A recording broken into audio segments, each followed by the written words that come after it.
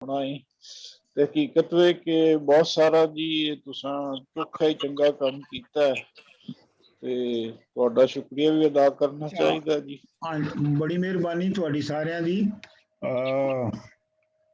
मैं कुछ बोलना जी? हाँ जी। मैं हत्थ खड़ा कीता सी, तुसीं वेख्या नहीं तां मैं नहीं, मैं ਤੁਹਾਨੂੰ ਤੁਸੀਂ ਨਜ਼ਰ नहीं आया ਮੈਨੂੰ। अच्छा चलो कोई नहीं। मैं जी मैं भी बड़ा शुक्रिया अदा करना सी। मैं बस अपना जो अपना काम दी नोयत ऐसी है कि मैं हर टाइम ते हाज़री नहीं लगा सकिया, लेकिन वही मैं अर्ज़ करनी सी कि जो लेक्चर जो ने अगर वो तुसीं ऑनलाइन अगर शेयर कोई एक ही जगह ते अगर हैं ने तुसीं जो सारी यूनिवर्सिटी दा जो बनाई है वेबसाइट ਉਹਦੇ ਨਾਲ ਇੱਕ ਸਟੂਡੈਂਟ ਸੈਕਸ਼ਨ ਵਿੱਚ ਲੈਕਚਰ ਜਿਸ ਤਰ੍ਹਾਂ ਇਹਦੇ ਸਾਹਮਣੇ ਮੈਂ ਜੋ ਦੂਸਰੀ ਕਲਾਸ ਸੀ ਫਿਲਾਸਫੀ ਦੀ ਉਹ ਇੱਕ ਥਾਂ ਤੇ ਅਗਰ ਹੋਣ ਤੇ ਉਸ ਨੂੰ ਐਕਸੈਸ ਕਰਨਾ ਆਸਾਨ ਹੋਏਗਾ। ਠੀਕ ਹੈ। ਉਹ ਮਿਹਰਬਾਨੀ ਹੋਏਗੀ ਤੇ ਉਹ ਮੈਂ ਉਸ ਤਰ੍ਹਾਂ ਸਹੀ ਤਰ੍ਹਾਂ ਅਟੈਂਡ ਨਹੀਂ ਕਰ ਸਕਿਆ, ਲੇਕਿਨ ਇਹ ਕਿ ਮੈਂ ਤੁਹਾਡੀ ਕਿਤਾਬ ਵੀ ਨਾਲ ਨਾਲ ਪੂਰੀ ਪੜ੍ਹੀ ਹੈ ਤੇ ਉਹ ਵਾਕਈ ਇੱਕ ਜ਼ਹਿਨ ਵਿੱਚ ਇੱਕ ਨਵੀਂ ਖਿੜਕੀ ਖੁੱਲੀ ਹੈ ਤੇ ਉਹਦੇ ਲਈ ਤੁਹਾਡਾ ਮੈਂ ਬਹੁਤ ਮਸ਼ਕੂਰ ਹਾਂ। ਤੇ ਅੱਗੇ ਦੀਆਂ ਜੋ ਕਲਾਸਾਂ ਨੇ ਉਹਦੇ ਅੰਦਰ ਵੀ ਮੈਂ ਬਸ ਪੁੱਛਣਾ ਸੀ ਕਿ ਉਹ ਜੋ ਪੋਇਟਸ ਦੀ ਜੋ ਹੈ ਕਲਾਸ ਕਿਹੜੇ ਦਿਨ ਹੋਣੀ ਹੈ ਤਾਂ ਕਿ ਮੈਂ ਵੇਖ ਸਕਾਂ ਕਿ ਮੈਂ ਉਹਨੂੰ ਜੁਆਇਨ ਕਰ ਉਹ ਹੋਣੀ ਹੈ ਜੀ, ਉਹ ਹੋਣੀ ਹੈ ਇਹ ਜਿਹੜੀ ਹਿਸਟਰੀ ਵਾਲੀ ਕਲਾਸ ਹੈ ਨਾ, ਇਹਦੀ ਜਗ੍ਹਾ 'ਚੋਂ ਕਲਾਸ ਹੋਣੀ ਹੈ। अच्छा ਸੰਡੇ ठीक। ਉਸੇ ਵੇਲੇ ਉਹ ਬਸ ਫਿਰ ਟਾਈਮਿੰਗ ਦਾ ਹੈ, ਮੈਂ ਵੇਖਾਂਗਾ ਅਗਰ ਮੈਂ ਜੁਆਇਨ ਕਰ ਸਕਿਆ ਤੇ ਫਿਰ ਠੀਕ ਹੈ, ਲੇਕਿਨ ਅਗਰ ਵੀਡੀਓ ਉਹਦੀ ਟਾਈਮ ਸਿਰ ਨਾਲ ਹੋਏ ਨਹੀਂ ਉਹ ਤਾਂ ਹੁਣ ਪਿਛਲੇ ਨਾਲੋਂ ਇਸ ਸਮੈਸਟਰ 'ਚ ਬਿਹਤਰ ਹੋਏਗੀ। ਤੇ ਉਹ ਸੰਡੇ ਨੂੰ ਤੁਸੀਂ ਆਪਣੇ ਆਪ ਨੂੰ ਫਾਰਗ ਕਰੋ ਨਾ ਜੀ 2 ਘੰਟੇ ਲਈ।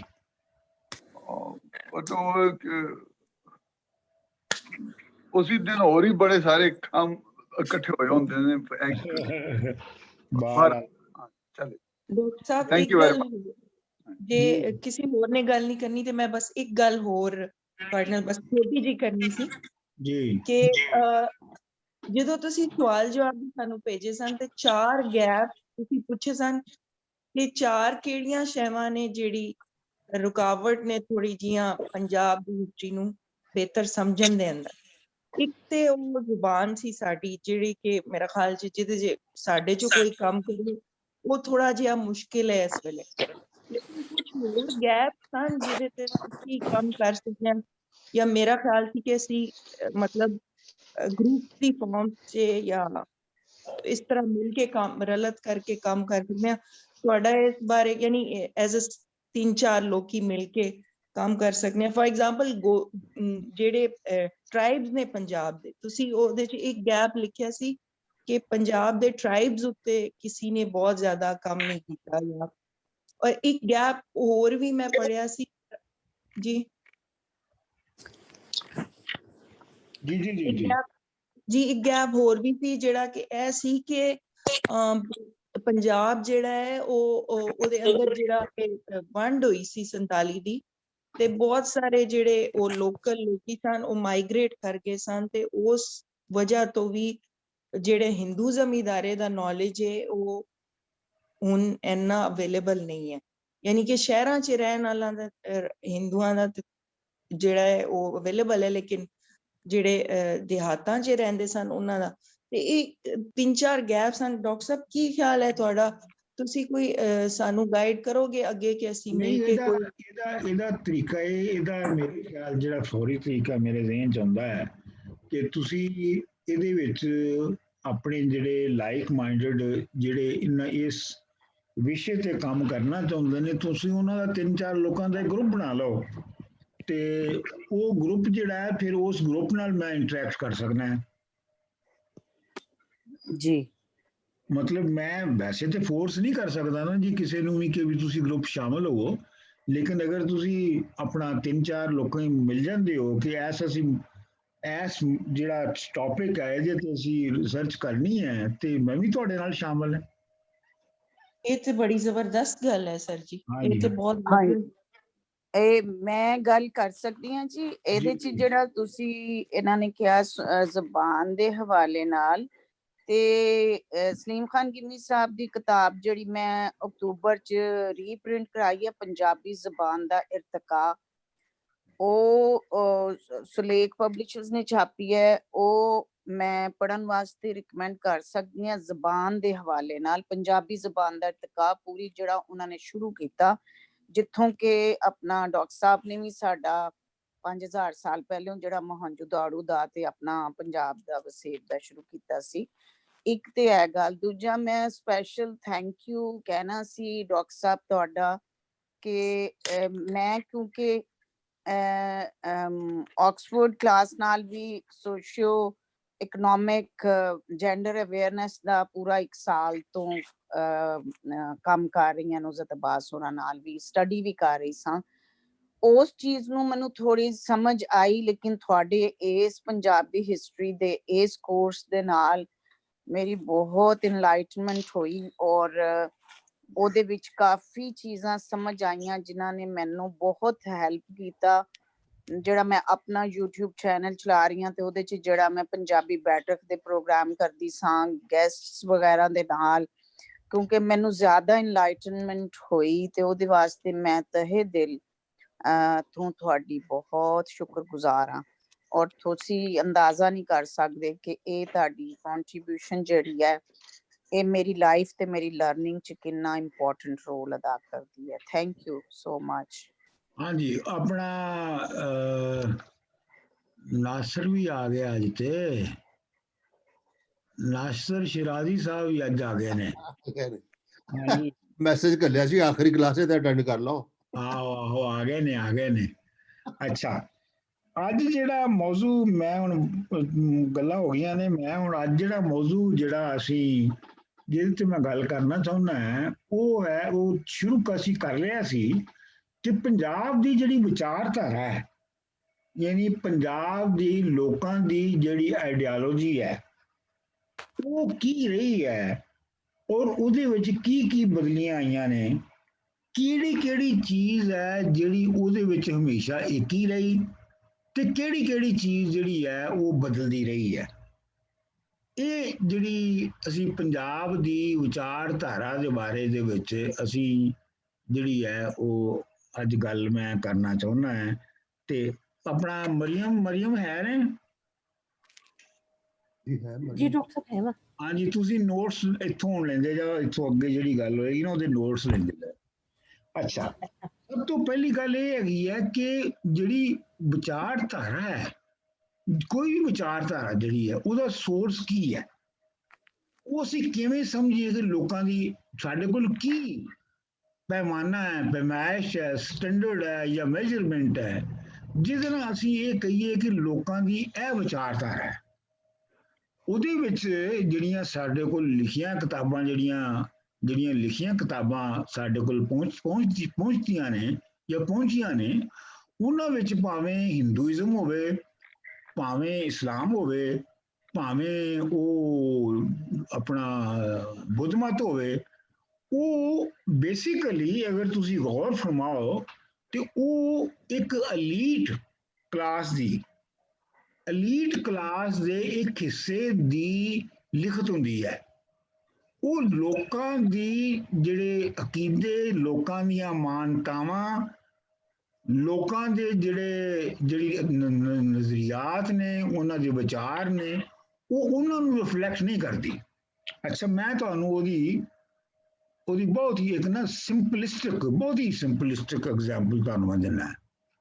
ਉਹ ਸਿੰਪਲਿਸਟਿਕ ਐਗਜ਼ਾਮਪਲ ਇਹ ਹੈਗੀ ਹੈ ਕਿ ਸਾਡੇ ਪਿੰਡਾਂ ਵਿੱਚ ਭਾਵੇਂ ਉਹ ਮੁਸਲਮਾਨਾਂ ਦੇ ਪਿੰਡ ਹੋਣ ਤੇ ਭਾਵੇਂ ਸਿੱਖਾਂ ਦੇ ਪਿੰਡ ਹੋਣ ਤੇ ਭਾਵੇਂ ਉਹ ਹਿੰਦੂਆਂ ਦੇ ਪਿੰਡ ਹੁੰਦੇ ਸਨ, ਤੇ ਤੁਸੀਂ ਇਹ ਸਮਝ ਲਓ ਕਿ 95% ਤੇ ਪਿੰਡ ਹੀ ਹੁੰਦੇ ਸਨ।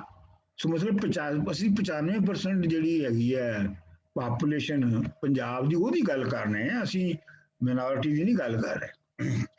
ਉਹਦੇ ਵਿੱਚ ਤੁਸੀਂ ਦੇਖੋ ਕਿ 70s ਤੱਕ ਮਸੀਤਾਂ ਦੇ ਵਿੱਚ ਜਾਂ ਤੇ ਨਿਆਣੇ ਜਾਂਦੇ ਸਨ ਸਵੇਰ ਨੂੰ ਪੜ੍ਹਨ, ਤੇ ਜਾਂ ਬੁੱਢੇ ਲੋਕ ਜਿਹੜੇ ਫਾਰਗ ਹੋ ਚੁੱਕੇ ਨੇ, ਜਿਨ੍ਹਾਂ ਨੂੰ ਹੁਣ ਕੋਈ ਕੰਮ ਨਹੀਂ ਹੈਗਾ, ਉਹ ਜਾਂਦੇ ਸਨ ਮਸੀਤੇ ਬਾਕੀ ਪੂਰੀ ਦੀ ਪੂਰੀ ਖਲਕਤ ਜਿਹੜੀ ਹੈ ਉਹ ਮਸੀਤਾਂ ਵਿੱਚ ਨਹੀਂ ਸੀ ਜਾਂਦੀ।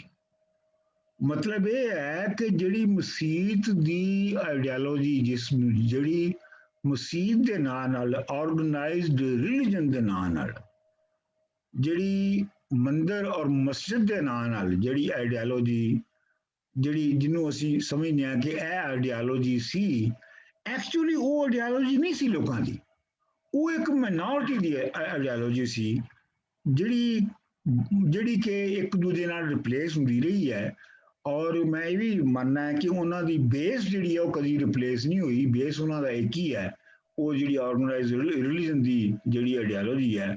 ਲੇਕਿਨ ਅਗਰ ਤੁਸੀਂ ਗੌਰ ਫਰਮਾਓ ਤੇ ਅਗਰ ਤੁਸੀਂ ਇਹ ਸਾਰੀ ਪਾਪੂਲੇਸ਼ਨ ਨੂੰ ਵੇਖੋ, ਪੰਜਾਬ ਦੀ ਪਾਪੂਲੇਸ਼ਨ ਨੂੰ ਤੁਸੀਂ ਕਮ ਸੇ ਕਮ ਆਪਣੀ ਹੋਸ਼ ਤੱਕ ਤੁਸੀਂ ਵੀ ਵੇਖਿਆ ਹੋਣਾ ਤੇ ਮੈਂ ਵੀ ਵੇਖਿਆ ਹੈ ਕਿ ਜਿਹੜੀ ਉਹਨਾਂ ਦੀ ਆਪਰੇਸ਼ਨਲ ਆਈਡੀਓਲੋਜੀ ਸੀ ਲੋਕਾਂ ਦੀ, ਉਹ ਸੀਗੀ ਸੁਪਰ ਨੈਚੁਰਲ ਚੀਜ਼ਾਂ ਤੇ ਬਿਲੀਵ ਕਰਨਾ, ਜਿੰਨਾ ਪਰੀਆਂ ਭੂਤਾਂ ਨੈਚੁਰਲ ਸਪਿਰਿਟਸ ਦੇ ਉੱਤੇ ਬਿਲੀਵ ਕਰਨਾ, ਉਹਨਾਂ ਨੂੰ ਹੱਕ ਵਿੱਚ ਆਪਣੇ ਹੱਕ ਵਿੱਚ ਜਾਂ ਆਪਣੇ ਦੁਸ਼ਮਣਾਂ ਦੇ ਖਿਲਾਫ ਵਰਤਣ ਦੀ ਕੋਸ਼ਿਸ਼ ਕਰਨਾ।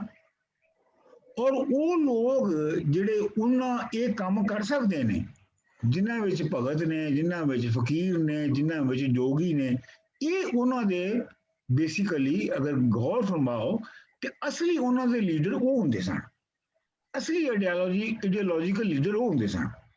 ਪਿੰਡਾਂ ਦੇ ਵਿੱਚ ਪਿੰਡਾਂ ਦੇ ਵਿੱਚ ਕੀ ਸ਼ਹਿਰਾਂ ਦੇ ਵਿੱਚ ਵੀ ਹਰ ਬੰਦਾ ਜਿਹੜਾ ਮਸੀਤੇ ਕਦੀ ਗਿਆ ਹੀ ਨਹੀਂ ਸਾਰੀ ਜ਼ਿੰਦਗੀ, ਉਹਦਾ ਪੀਰ ਜ਼ਰੂਰ ਹੁੰਦਾ ਸੀ, ਜਾਂ ਉਹ ਦਮ ਜ਼ਰੂਰ ਕਰਾਉਂਦਾ ਸੀ ਜਾ ਕੇ ਆਪਣਾ ਬਾਹਰੋਂ ਜਾ ਕੇ। ਸੋ ਮੇਰਾ ਕਹਿਣ ਦਾ ਮਤਲਬ ਇਹ ਹੈ ਕਿ ਜਿਹੜੀ ਲੋਕਾਂ ਦੀ ਆਪਰੇਸ਼ਨਲ ਆਈਡੀਓਲੋਜੀ ਹੈ, ਜਿਹੜੀ ਲੋਕਾਂ ਦੀ ਅਸਲੀ ਆਈਡੀਓਲੋਜੀ ਹੈ, ਉਹ ਵਕਤ ਚੱਲ ਰਹੀ ਸੀਗੀ, ਉਹ ਵਕਤ ਚੱਲ ਰਹੀ ਹੁੰਦੀ ਹੈ। ਔਰ ਜਿਹੜੀ ਇੱਕ ਮਾਈਨੋਰਿਟੀ ਐਲੀਟ ਹੁੰਦੀ ਹੈ, ਉਹਦੀ ਔਰ ਆਮ ਤੌਰ ਤੇ ਉਹ ਹਾਕਮ ਤਬਕੇ ਨਾਲ, ਰੂਲਰਸ ਦੇ ਨਾਲ ਜੁੜੀ ਹੋਈ ਹੁੰਦੀ ਹੈ ਉਹ ਐਲੀਟ, ਉਹਦੀ ਆਈਡੀਓਲੋਜੀ ਇੱਕ ਹੁੰਦੀ ਹੈ ਜਿਹਨੂੰ ਅਸੀਂ ਆਰਗੇਨਾਈਜ਼ਡ ਰਿਲੀਜਨ ਕਹਿੰਦੇ ਹਾਂ। ਦੂਸਰਾ ਮੇਰਾ ਇਹ ਪੁਆਇੰਟ ਹੈਗਾ ਇਸ ਸਿਲਸਿਲੇ 'ਚ ਕਿ ਇਹ ਜਿਹੜੀ ਲੋਕਾਂ ਦੀ ਆਈਡੀਓਲੋਜੀ ਹੈ, ਜਿਹੜੀ ਲੋਕਾਂ ਦੀ ਜਿਹੜੀ ਕਲਚਰਲ ਫਾਰਮਸ ਦੇ ਵਿੱਚ ਆਪਣੇ ਆਪ ਨੂੰ ਬਿਆਨ ਕਰਦੀ ਹੈ, ਆਪਣਾ ਇਜ਼ਹਾਰ ਕਰਦੀ ਹੈ, ਇਹ ਨਸਲ ਦਰ ਨਸਲ ਚੱਲਦੀ ਹੈ। ਔਰ ਇੱਕ ਤਰੀਕੇ ਦੇ ਨਾਲ ਇਹ ਤੁਸੀਂ ਇੰਝ ਸਮਝੋ ਕਿ ਇਹ ਪੂਰੇ ਸਾਡੇ ਸਮਾਜ ਦਾ ਇੱਕ ਗਰੁੱਪ ਦਾ, ਯਾਨੀ ਜਿਵੇਂ ਪੰਜਾਬੀ ਇੱਕ ਗਰੁੱਪ ਨੇ ਤੇ ਉਹਨਾਂ ਦਾ ਇੱਕ ਕੋਲੈਕਟਿਵ ਸਾਂਝਾ ਜਿਹੜਾ ਹੈ ਉਹ ਸਬ ਕੌਂਸ਼ੀਅਸਨੈਸ ਹੁੰਦੀ ਹੈ, ਜਿਹਨੂੰ ਆਪਣਾ ਉਹ ਨਫਸੀਆਦਾਨ ਜਿਹੜੇ ਨੇ ਉਹ ਮੰਨਦੇ ਨੇ ਕਿ ਇੱਕ ਕੋਲੈਕਟਿਵ ਕੌਂਸ਼ੀਅਸਨੈਸ ਵੀ ਹੁੰਦਾ ਹੈ ਕੌਮਾਂ ਦਾ, ਉਹ ਹੁੰਦਾ ਹੈ। ਅੱਛਾ, ਫਿਰ ਹਾਂਜੀ ਹੁਣ ਇਹ ਦੇਖੋ ਕਿ ਜਿਹੜੀ ਉਹਦੀ ਬੁਨਿਆਦ ਦੇ ਉੱਤੇ ਜਿਹੜੀ ਲੋਕਾਂ ਦੇ ਵਿੱਚ ਲੋਕਾਂ ਦੀ ਆਈਡੀਓਲੋਜੀ ਵਿੱਚ ਸੋਚ ਚਲੀ ਜਾ ਰਹੀ ਹੁੰਦੀ ਹੈ, ਆ ਰਹੀ ਹੁੰਦੀ ਹੈ, ਉਹਨੂੰ ਆਰਟੀਕੂਲੇਟ ਕਰਨ ਵਾਲੇ ਵੱਖਰੇ ਤਰ੍ਹਾਂ ਦੇ ਲੋਕਾਂ ਦੇ ਸ਼ਾਇਰ ਔਰ ਲੋਕਾਂ ਦੇ ਫਿਲਾਸਫਰ ਹੁੰਦੇ ਨੇ। ਜੀ ਬਿਲਕੁਲ ਠੀਕ। ਬਿਲਕੁਲ ਉਹਦੀ ਮਿਸਾਲ ਇਹ ਹੈ ਕਿ ਅਗਰ ਤੁਸੀਂ ਪੰਜਾਬ ਵਿੱਚ ਵੇਖੋ ਤੇ ਜਿਹੜੀ ਸਾਨੂੰ ਥੋੜੀ ਬਹੁਤ ਜਿਹਦੀ ਸ਼ਹਾਦਤ ਮਿਲਦੀ ਹੈ, ਐਵੀਡੈਂਸ ਮਿਲਦੀ ਹੈ ਕਿ ਉਹ ਆਈਡੀਓਲੋਜੀ ਜਿਹੜੀ ਹੈ ਉਹ ਤੁਹਾਨੂੰ ਬਾਬਾ ਫਰੀਦ ਦੇ ਵਿੱਚ ਨਜ਼ਰ ਆਉਂਦੀ ਹੈ, ਉਹ ਤੁਹਾਨੂੰ ਬਾਬਾ ਗੁਰੂ ਨਾਨਕ 'ਚ ਨਜ਼ਰ ਆਉਂਦੀ ਹੈ, ਉਹ ਤੁਹਾਨੂੰ ਸ਼ਾਹ ਹੁਸੈਨ 'ਚ ਨਜ਼ਰ ਆਉਂਦੀ ਹੈ, ਸੁਲਤਾਨ ਬਾਹੂ 'ਚ ਨਜ਼ਰ ਆਉਂਦੀ ਹੈ, ਬੁੱਲੇ ਸ਼ਾਹ 'ਚ ਨਜ਼ਰ ਆਉਂਦੀ ਹੈ, ਤੁਹਾਨੂੰ ਬਾਰੇ ਸ਼ਾਹ 'ਚ ਨਜ਼ਰ ਆਉਂਦੀ ਹੈ। ਠੀਕ, ਉਹ ਜਿਹੜੀ ਹੈ ਉਹ ਜਿਹੜੀ ਲੋਕਾਂ ਦੇ ਦਿਲਾਂ ਦੇ ਨਾਲ ਜੁੜੀ ਹੋਈ ਜਿਹੜੀ ਵਿਚਾਰਧਾਰਾ ਹੈ, ਉਹਦੇ ਵਿੱਚ ਵੀ ਇੱਕ ਐਵੋਲੂਸ਼ਨ ਹੁੰਦਾ ਹੈ, ਉਹਦੇ ਵਿੱਚ ਵੀ ਵਧਾਅ ਹੁੰਦਾ ਹੈ। ਉਹ ਜਿਹੜੀ ਸੁਸਾਇਟੀ ਦੀ ਆਪਣੀਆਂ ਫਾਰਮਸ ਬਦਲਦੀਆਂ ਨੇ ਤੇ ਉਹ ਜਿਹੜੀ ਵਿਚਾਰਧਾਰਾ ਜਿਹੜੀ ਤੁਹਾਡੇ ਸੂਝਵਾਨ ਜਿਹੜੇ ਨੇ, ਜਿਹੜੇ ਲੋਕਾਂ ਦੇ ਸੂਝਵਾਨ ਨੇ, ਉਹ ਜਿਵੇਂ ਉਹਨੂੰ ਸਮਝਦੇ ਨੇ ਔਰ ਜਿਵੇਂ ਉਹ ਸਮਝਾਉਂਦੇ ਨੇ, ਉਹ ਵੀ ਉਹ ਵੀ ਨਾਲ ਅੱਗੇ ਵਧ ਰਹੀ ਹੁੰਦੀ ਹੈ। ਇਹ ਦੂਜਾ ਉਹਦੇ ਕਰੈਕਟਰਿਸਟਿਕ ਹੁੰਦਾ ਹੈ। ਅੱਛਾ, ਹੁਣ ਤੁਸੀਂ ਇਹ ਵੇਖੋ ਕਿ ਜਿਹੜੀ ਇਹ ਜਿੰਨੇ ਨੇ ਸਾਰੇ ਜਿਹੜੇ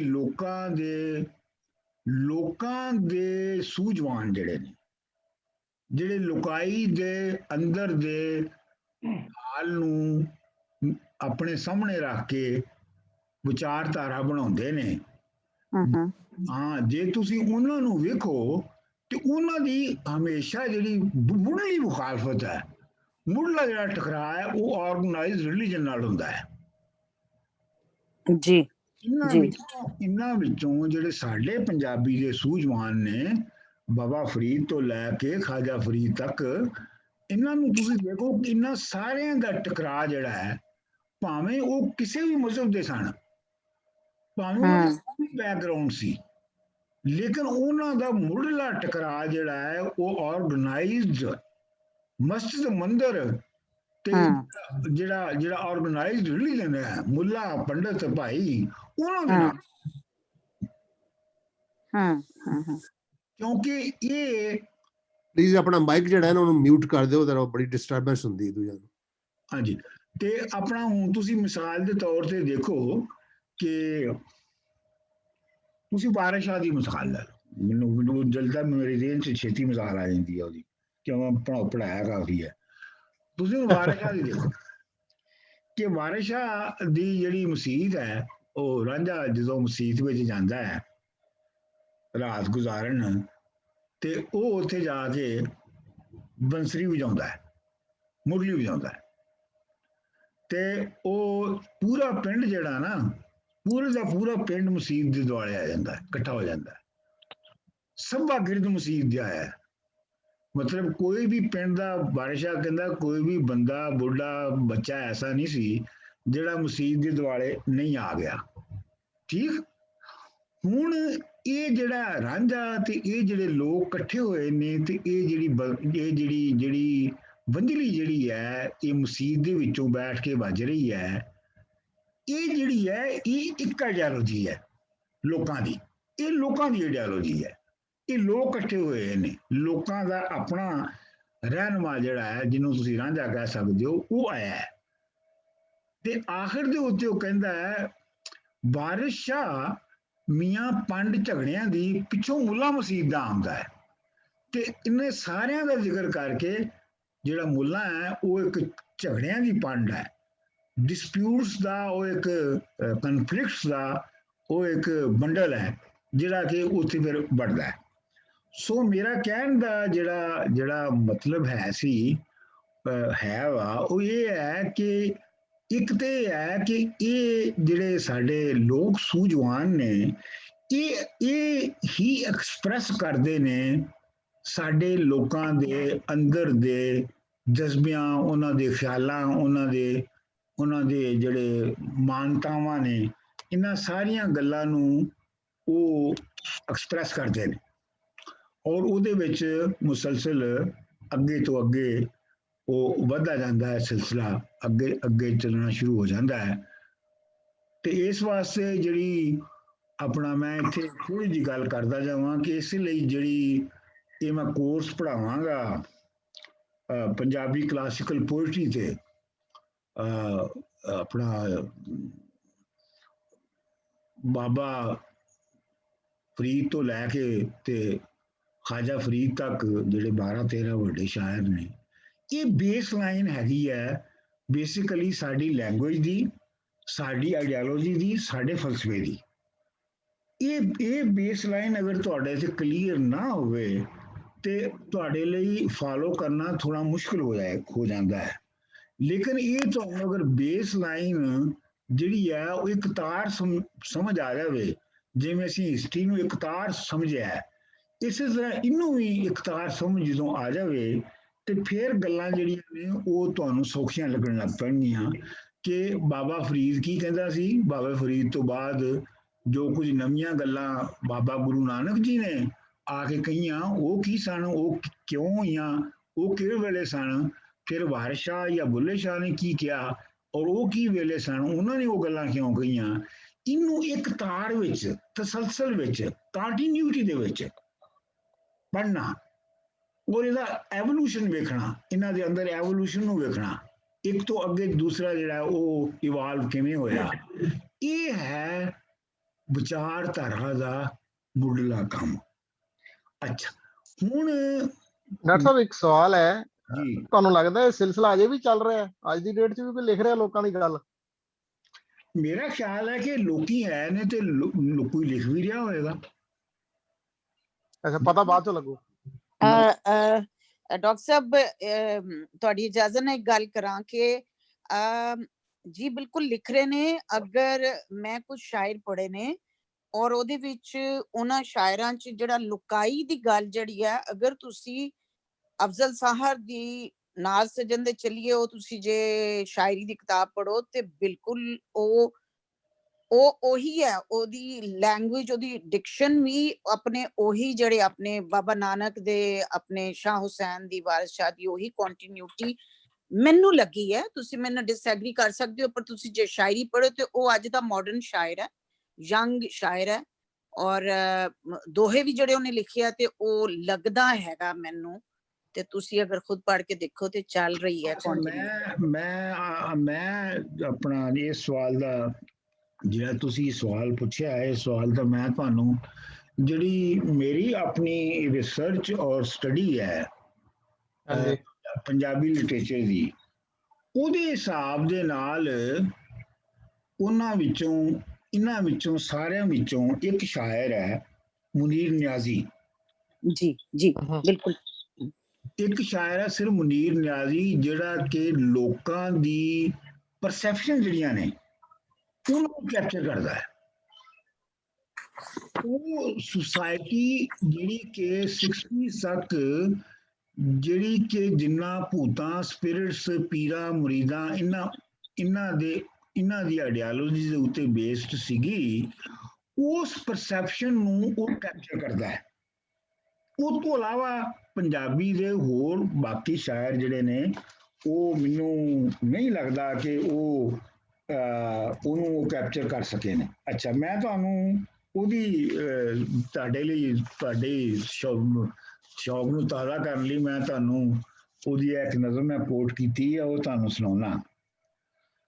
ਘਰ ਦੀਆਂ ਕੰਧਾਂ ਉੱਤੇ ਦਿਸਣ ਛੱਟਾਂ ਲਾਲ ਫੁਹਾਰ ਦੀਆਂ, ਘਰ ਦੀਆਂ ਕੰਧਾਂ ਉੱਤੇ ਦਿਸਣ ਛਿੱਟਾਂ ਲਾਲ ਫੁਹਾਰ ਦੀਆਂ, ਅੱਧੀ ਰਾਤੀ ਬੂਹੇ ਖੜਕਣ ਡੈਣਾ ਚੀਕਾਂ ਮਾਰਦੀਆਂ, ਸੱਪ ਦੀ ਸ਼ੂਕਰ ਗੂੰਜੇ ਜਿਵੇਂ ਗੱਲਾਂ ਬੁੱਝੇ ਪਿਆਰ ਦੀਆਂ, ਉਧਰ ਲੁਕ ਲੁਕ ਹੱਸਣ ਸ਼ਕਲਾਂ ਸ਼ਹਿਰੋਂ ਪਾਰ ਦੀਆਂ, ਰੂਹਾਂ ਵਾਂਗੂ ਕੋਲੋਂ ਲੰਘਣ ਮਹਿਕਾਂ ਬਾਸੀ ਹਾਰ ਦੀਆਂ, ਕਬਰਸਤਾਨ ਦੇ ਰਸਤੇ ਦੱਸਣ ਕੂਕਾਂ ਪਹਿਰੇਦਾਰ ਦੀਆਂ। ਇਹ ਉਹਦੀ ਇੱਕ ਨਜ਼ਮ ਹੈ। ਇਹਦੇ ਵਿੱਚ ਹੁਣ ਇਸ ਨਜ਼ਮ ਦੇ ਵਿੱਚ ਤੁਸੀਂ ਦੇਖੋ ਕਿ ਉਹ ਜਿਹੜਾ ਆਵਾਮ ਦੀ ਸਤ੍ਹਾ ਦਾ ਜਿਹੜਾ ਬੇਵਸਾਈ ਔਰ ਜਿਹੜੀ ਆਈਡੀਓਲੋਜੀ ਹੈ, ਇਹ ਔਰ ਜਿਹੜੀ ਉਹਨਾਂ ਦੀ ਪਰਸੈਪਸ਼ਨਸ ਨੇ ਆਪਣੇ ਆਲੇ ਦੁਆਲੇ ਦੇ ਬਾਰੇ ਚ, ਜ਼ਿੰਦਗੀ ਦੇ ਬਾਰੇ ਚ, ਇਹ ਉਹ ਕੈਪਚਰ ਉਹਨਾਂ ਨੇ ਇਹਦੇ ਚ ਕੰਮ ਕੀਤਾ ਹੈ। ਔਰ ਮੈਂ ਬੜੀ ਵਾਰੀ ਪਹਿਲੇ ਪੁੱਛਦਾ ਸਾਂ ਲੋਕਾਂ ਨੂੰ ਕਿ ਇਹਦੇ ਚ ਇਹ ਖੌਫ ਕਾਹਦਾ ਹੈ ਮੁਨੀਰ ਨਿਆਜ਼ੀ ਦੇ ਵਿੱਚ, ਤੇ ਹੁਣ ਜਦੋਂ ਮੈਂ ਇਹ ਤਾਰੀਖ ਦੀ ਪੂਰੀ ਕਿਤਾਬ ਲਿਖ ਲਈ ਤੇ ਫਿਰ ਮੈਨੂੰ ਸਮਝ ਆਇਆ ਕਿ ਜਿਹੜਾ ਖੌਫ ਹੈ ਇਹ ਉਹ ਬੇਵਸਾਈ ਹੈ ਜਿਹੜੀ ਜ਼ਰੀ ਸਮਾਜ ਦੇ ਸ਼ੁਰੂ ਹੋਣ ਦੇ ਨਾਲ 7-8 ਹਜ਼ਾਰ ਸਾਲ ਦੇ ਉੱਤੋਂ ਜ਼ਰੀ ਸਮਾਜਾਂ ਦੇ ਵਿੱਚ ਮੌਜੂਦ ਹੈ। ਮਸਲਨ ਦੇ ਮਿਸਾਲ ਦੇ ਤੌਰ ਤੇ ਜਿਹੜੀ ਅਸੀਂ ਪਹਿਲੇ ਗੱਲ ਕੀਤੀ ਸੀ ਕਿ ਜਿਹੜਾ ਹੜੱਪੇ ਦੀ ਜਿਹੜੀ ਵਸੇਬ ਸੀਗਾ, ਹੜੱਪੇ ਦੀ ਜਿਹੜੀ ਸਿਵਲਾਈਜੇਸ਼ਨ ਸੀ, ਅਸੀਂ ਇਹ ਕਿਹਾ ਸੀ ਕਿ ਉਹਦੀ ਜਿਹੜੀ ਆਈਡੀਓਲੋਜੀ ਸਾਨੂੰ ਸਮਝ ਆਉਂਦੀ ਹੈ ਉਹ ਹੈਗੀ ਆ ਜਾਂ ਤੇ ਤੰਤਰਵਾਦ, ਜਾਂ ਫਿਰ ਉਹ ਸਾਂਖੀਆ ਹੈ, ਜਾਂ ਯੋਗ ਹੈ। ਇਹ ਮਾਦੀ ਫਲਸਫੇ ਸਨ ਜਿਹੜੇ ਕਿ ਉਹਨਾਂ ਦੇ ਸਾਨੂੰ ਨਜ਼ਰ ਆਉਂਦੇ ਨੇ। ਔਰ ਇਸੇ ਵਜ੍ਹਾ ਤੋਂ ਜਿਹੜੀ ਮੈਂ ਲਾਸਟ ਗੱਲ ਤੁਹਾਨੂੰ ਕੀਤੀ ਸੀ, ਇਸੇ ਵਜ੍ਹਾ ਤੁਸੀਂ ਦੇਖੋ ਕਿ ਉਸ ਪੂਰੇ ਸਮਾਜ ਦੇ ਵਿੱਚ ਕੋਈ ਮੰਦਿਰ, ਕੋਈ ਮਸਜਿਦ, ਕੋਈ ਮਹੱਲ ਕੋਈ ਨਹੀਂ ਕੋਈ ਨਜ਼ਰ ਨਹੀਂ ਆਉਂਦਾ। ਇਹ ਉਹ ਕਿਉਂ ਨਹੀਂ ਨਜ਼ਰ ਆਉਂਦਾ? ਉਸੇ ਤਰ੍ਹਾਂ ਜਿਸ ਤਰ੍ਹਾਂ ਕਿ 1960 ਦੇ ਪਿੰਡ ਦੇ ਵਿੱਚ ਜਿਵੇਂ ਕਿ ਚੰਦ ਬੁੱਢਿਆਂ ਤੋਂ ਇਲਾਵਾ ਮਸੀਤ 'ਚ ਕੋਈ ਨਜ਼ਰ ਨਹੀਂ ਆਉਂਦਾ, ਬਾਕੀਆਂ ਦੀ ਜਿਹੜੀ ਅਮਲੀ ਆਈਡੀਓਲੋਜੀ ਹੈ ਉਹ ਕੋਈ ਹੋਰ ਹੈ। ਜਿਵੇਂ ਤੰਤਰਵਾਦ ਦੇ ਮੰਨਣ ਵਾਲਿਆਂ ਦੀ ਸੀ, ਜਿਵੇਂ ਜੋਗ ਦੇ ਮੰਨਣ ਵਾਲਿਆਂ ਦੀ ਸੀ। ਤੇ ਮੈਂ ਉਹ ਜਿਹੜਾ ਹੈ ਉਹ ਇੱਕ ਵਿਚਾਰਧਾਰਾ ਦੀ ਪੱਧਰ ਦੀ ਉਤਲੀ ਪੱਧਰ ਸੀ, ਲੇਕਿਨ ਉਹ ਬੇਸ ਇਸੇ ਗੱਲ ਤੇ ਸੀ। ਤੁਹਾਨੂੰ ਯਾਦ ਹੋਏਗਾ ਨਾ ਕਿ ਤੰਤਰਵਾਦ ਜਾਂ ਜੋਗ ਜਿਹੜੇ ਨੇ ਉਹ ਉਹਨਾਂ ਦੇ ਵਿੱਚ ਕੀ ਮੁੱਢਲਾ ਫਲਸਫਾ ਕੀ ਹੈ?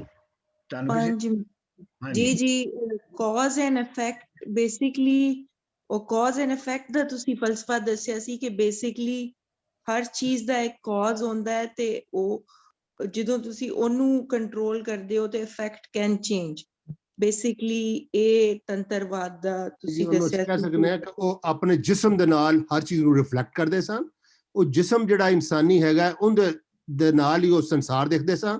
ਜੋ ਆਪਣੇ ਆਪ ਉੱਤੇ ਕੰਸੈਂਟਰੇਟ ਕਰਕੇ ਉਹ ਆਪਣੇ ਸੰਸਾਰ ਨੂੰ ਔਰ ਇਰਦ ਗਿਰਦ ਨੂੰ ਉਹ ਸਟੱਡੀ ਕਰ ਸਕਦੇ ਸਨ। ਜਦ ਉਹ ਆਪਣੇ ਆਪ ਉੱਤੇ ਕੰਸੈਂਟਰੇਟ ਕਰਦੇ ਸਨ ਔਰ ਦੂਸਰੇ ਦੇ ਉੱਤੇ, ਔਰ ਬਲਕਿ ਆਪਣੇ ਅੰਦਰ ਔਰਤ ਨੂੰ ਦੀ ਤਲਾਸ਼ ਕਰਦੇ ਸਨ। ਬਿਲਕੁਲ, ਮਤਲਬ ਉਹ ਇਹ ਸਮਝਦੇ ਸਨ ਕਿ ਅਗਰ ਅਸੀਂ ਆਪਣੇ ਅੰਦਰ ਦੀਆਂ ਸ਼ਕਤੀਆਂ ਜਗਾ ਲਈਏ ਤੇ ਇਹਨਾਂ ਸ਼ਕਤੀਆਂ ਦੇ ਨਾਲ ਅਸੀਂ ਪੂਰੇ ਯੂਨੀਵਰਸ ਦੀਆਂ ਤਾਕਤਾਂ ਨੂੰ ਕੰਟਰੋਲ ਕਰ ਸਕਦੇ ਹਾਂ।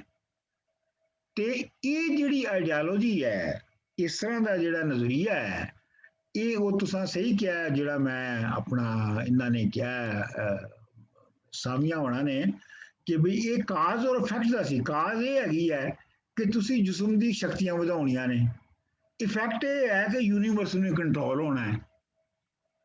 ਠੀਕ ਹੈ ਨਾ?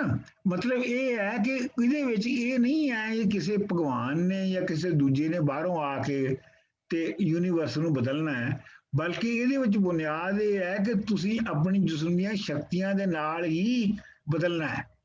ਸੋ ਇੱਕ ਮਟੀਰੀਅਲ ਕਾਜ਼ ਹੈ ਔਰ ਉਹਦਾ ਭਾਵੇਂ ਉਹ ਖਿਆਲੀ ਮਟੀਰੀਅਲ ਕਾਜ਼ ਹੈ, ਲੇਕਿਨ ਉਹ ਮਟੀਰੀਅਲ ਕਾਜ਼ ਹੈ ਔਰ ਉਹਦਾ ਜਿਹੜਾ ਨਤੀਜਾ ਜਿਹੜਾ ਕੱਢਿਆ ਜਾਂਦਾ ਹੈ ਉਹ ਵੀ ਮਟੀਰੀਅਲ ਹੈ, ਯਾਨੀ ਜਿਹੜੀ ਯੂਨੀਵਰਸ ਨੂੰ ਮੋਡੀਫਾਈ ਕੀਤਾ ਜਾਂਦਾ ਹੈ। ਔਰ ਆਪਣੇ ਤਨ ਦੇ ਨਾਲ, ਤਨ ਦਾ ਲਫ਼ਜ਼ ਜਿਹੜਾ ਹੈ ਉਹ ਵੀ ਦੇਣਾ। ਠੀਕ ਹੈ ਨਾ?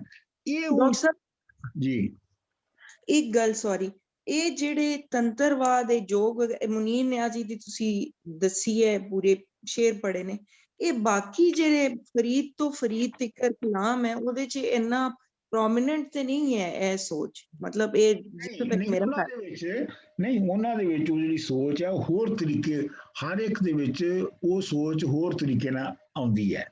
ਮਿਸਾਲ ਦੇ ਤੌਰ ਦੇ ਉੱਤੇ ਮੈਂ ਤੁਹਾਨੂੰ ਉਹਦੀ ਇੱਕ ਬਹੁਤ ਕੰਕਰੀਟ ਮਿਸਾਲ ਦਿੰਦਾ ਹੈ। ਮਿਸਾਲ ਦੇ ਤੌਰ ਦੇ ਉੱਤੇ ਜਿਹੜੀ ਬਾਬਾ ਫਰੀਦ ਨੇ, ਉਹਨਾਂ ਦੀ ਜਿਹੜੀ ਪੜ੍ਹਾਈ ਲਿਖਾਈ ਟ੍ਰੇਨਿੰਗ ਜਿਹੜੀ ਹੈ ਉਹ ਤੇ ਅਰਬੀ ਤੇ ਫਾਰਸੀ ਚ ਹੋਈ ਸੀ। ਠੀਕ, ਇਹ ਤੇ ਤੁਹਾਨੂੰ ਸਾਰਿਆਂ ਨੂੰ ਪਤਾ ਹੈ ਨਾ ਕਿ ਉਹਨਾਂ ਦੀ ਅਰਬੀ ਔਰ ਜਿਹੜੀ ਬਾਬਾ ਫਰੀਦ ਦੀ ਜਿਹੜੀ ਆਪਣਾ ਦਰਗਾਹ ਸੀ ਉਹਦੇ ਵਿੱਚ ਅਮਲੀ ਤੌਰ ਤੇ ਅਰਬੀ ਬੋਲੀ ਜਾਂਦੀ ਸੀ, ਅਰਬੀ ਚ ਗੱਲਾਂ ਬਾਤਾਂ ਹੁੰਦੀਆਂ ਸਨ।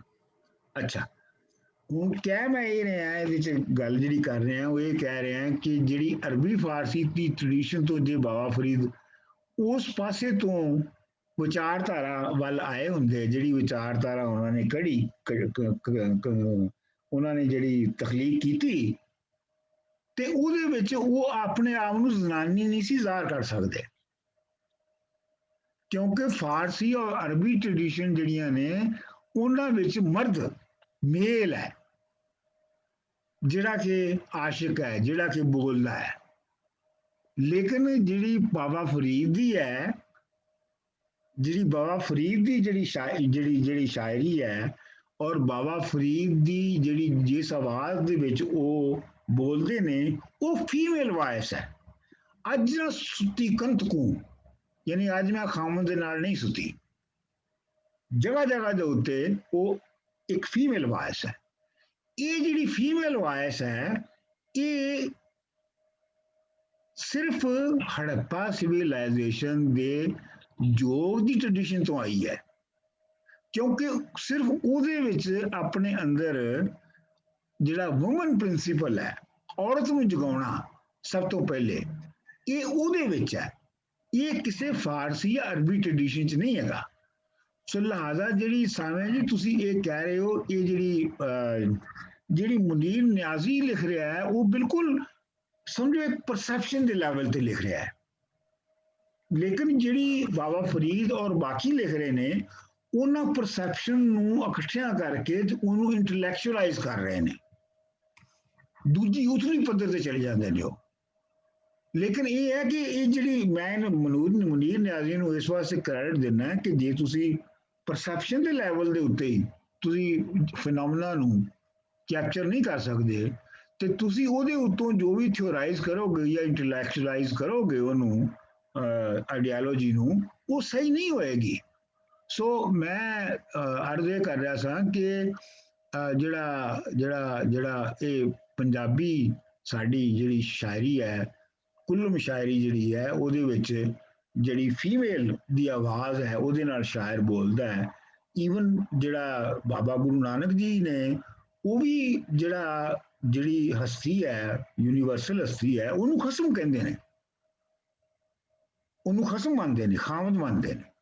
ਤੇ ਕਹਿਣ ਦਾ ਮਤਲਬ ਇਹ ਹੈ ਕਿ ਇਹ ਸਾਡੀ ਜਿਹੜੀ ਸਾਡਾ ਜਿਹੜਾ ਪੁਰਾਣਾ ਵਸੇਬ ਹੈ, ਇਹ ਉਹਦੇ ਵਿੱਚੋਂ ਆਇਆ ਹੈ। ਇਹ ਅਰਬੀ ਫਾਰਸੀ, ਈਵਨ ਇਹ ਆਰਿਆਵਾਂ ਦੀ ਟ੍ਰੈਡੀਸ਼ਨ ਦੇ ਵਿੱਚ ਵੀ ਨਹੀਂ ਹੈਗਾ, ਇਹ ਵੇਦਾਂ ਦੀ ਟ੍ਰੈਡੀਸ਼ਨ ਵਿੱਚ ਵੀ ਨਹੀਂ ਹੈਗਾ।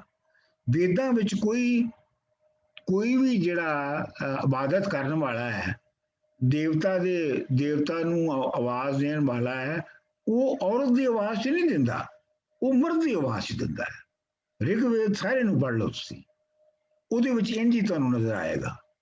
ਲੇਕਿਨ ਤੁਸੀਂ ਅਗਰ ਜਿਹੜੀ ਪੰਜਾਬੀ ਦੀ ਸ਼ਾਇਰੀ ਹੈ, ਅਗਰ ਉਹਨੂੰ ਤੁਸੀਂ ਪਹਿਲੇ ਤੋਂ ਲੈ ਕੇ ਅਖੀਰ ਤੱਕ ਪੜ੍ਹੋ, ਤੇ ਉਹਦੇ ਵਿੱਚ ਜਿਹੜਾ ਸੈਂਟਰ ਦੀ ਜਿਹੜੀ ਆਵਾਜ਼ ਹੈ, ਉਹ ਫੀਮੇਲ ਵਾਇਸ ਹੈ। ਔਰ ਇਹ ਤੋਂ ਪਤਾ ਸਾਨੂੰ ਲੱਗਦਾ ਹੈ ਕਿ ਇਹ ਹੜੱਪਾ ਸਿਵਲਾਈਜੇਸ਼ਨ ਦੇ ਵਿੱਚ ਜਿਸ ਤਰ੍ਹਾਂ ਦਾ ਅਸੀਂ ਨਕਸ਼ਾ ਵੇਖਿਆ ਹੈ, ਉਹਨਾਂ ਦੀ ਖੁਦਾਈਆਂ ਦੇ ਵਿੱਚ ਜੋ ਸਾਨੂੰ ਸਾਹਮਣੇ ਆਇਆ ਹੈ, ਉਸ ਤਰ੍ਹਾਂ ਦਾ ਸਮਾਜ ਜਿਹੜਾ ਹੈ, ਉਹਦੀ ਲਗਾਤਾਰ ਲੋਕਾਂ ਦੇ ਵਿੱਚ ਰੈਬਰਵੇਸ਼ਨਸ ਹੁੰਦੀਆਂ ਰਹੀਆਂ ਨੇ, ਜਿਨ੍ਹਾਂ ਨੂੰ ਕਿ ਫਾਰਮੂਲੇਟ ਕੀਤਾ ਜਾਂਦਾ ਰਿਹਾ ਹੈ ਮੁਖਤਲਿਫ ਸੂਝਵਾਨਾਂ ਦੇ ਥਰੂ, ਮੁਖਤਲਿਫ ਫਲਸਫੇ, ਮੁਖਤਲਿਫ ਤਰ੍ਹਾਂ ਦੇ ਟੈਕਨੀਕਸ ਦੇ ਥਰੂ। ਇਹ ਗੱਲ ਸਮਝ ਆਈ ਤੁਹਾਨੂੰ? ਡਾਕਟਰ ਸਾਹਿਬ, ਇੱਕ ਸਵਾਲ ਹੈ ਮੇਰੇ ਜ਼ਿਹਨ 'ਚ ਆਇਆ ਕਿ ਦੇਖੋ ਤੁਸੀਂ, ਸਾਡਾ ਜਿਹੜਾ ਪੰਜਾਬੀ ਵਸੇਬ ਹੈ ਉਹਦੇ 'ਚ ਜਿਸ ਤਰ੍ਹਾਂ ਸ਼ਾਇਰੀ 'ਚ ਔਰਤ ਦੀ ਆਵਾਜ਼ ਆਈ ਹੈ, ਤੇ ਫਿਰ ਜੇ ਅਸੀਂ ਹੁਣ ਦੇ ਪ੍ਰੈਜ਼ੈਂਟ ਪੰਜਾਬ ਨੂੰ ਦੇਖੀਏ ਓਵਰਆਲ, ਤੇ ਕੀ ਵਜ੍ਹਾ ਹੈ ਕਿ ਸਾਡੇ ਪੰਜਾਬ ਦੇ ਵਿੱਚ ਹਲੇ ਵੀ ਇਹ ਆਪਣੇ ਸਾਰੇ ਜਿੰਨੇ ਬਾਬੇ ਬਜ਼ੁਰਗ ਔਰ ਜਿੰਨਾ ਬਾਬਾ ਗੁਰੂ ਨਾਨਕ, ਇਹ ਪੰਜਾਬ ਦੀ ਜਿਹੜੀ ਸ਼ਾਇਰੀ ਹੈ, ਇਸ ਦੇ ਬਾਵਜੂਦ ਜੇ ਅਸੀਂ ਐਵੋਲੂਸ਼ਨ ਦੇਖੀਏ, ਤੇ ਫਿਰ ਕਿਉਂ ਹਲੇ ਵੀ ਸਾਡੇ ਮਰਦਾਂ ਦੇ ਵਿੱਚ ਔਰਤ ਦੀ ਜਿਹੜੀ ਆਵਾਜ਼ ਤੇ ਉਹਦੀ ਅੰਦਰ ਦੀ ਸੌਫਟਨੈਸ ਹੈ, ਉਹ ਕਿਉਂ ਸਾਨੂੰ ਨਜ਼ਰ ਘੱਟ ਆਉਂਦੀ ਹੈ? ਪਲੀਜ਼ ਮੈਨੂੰ ਇਹਦਾ ਜਵਾਬ ਚਾਹੀਦਾ ਹੋਏਗਾ ਤੁਹਾਡੇ ਕੋਲੋਂ, ਅਗਰ ਤੁਸੀਂ ਕਲੀਅਰ ਕਰ ਦਿਓ ਮੇਰੀ ਸੋਚ। ਹੋਰ ਕੋਈ ਸਵਾਲ ਹੈ ਇੱਥੇ?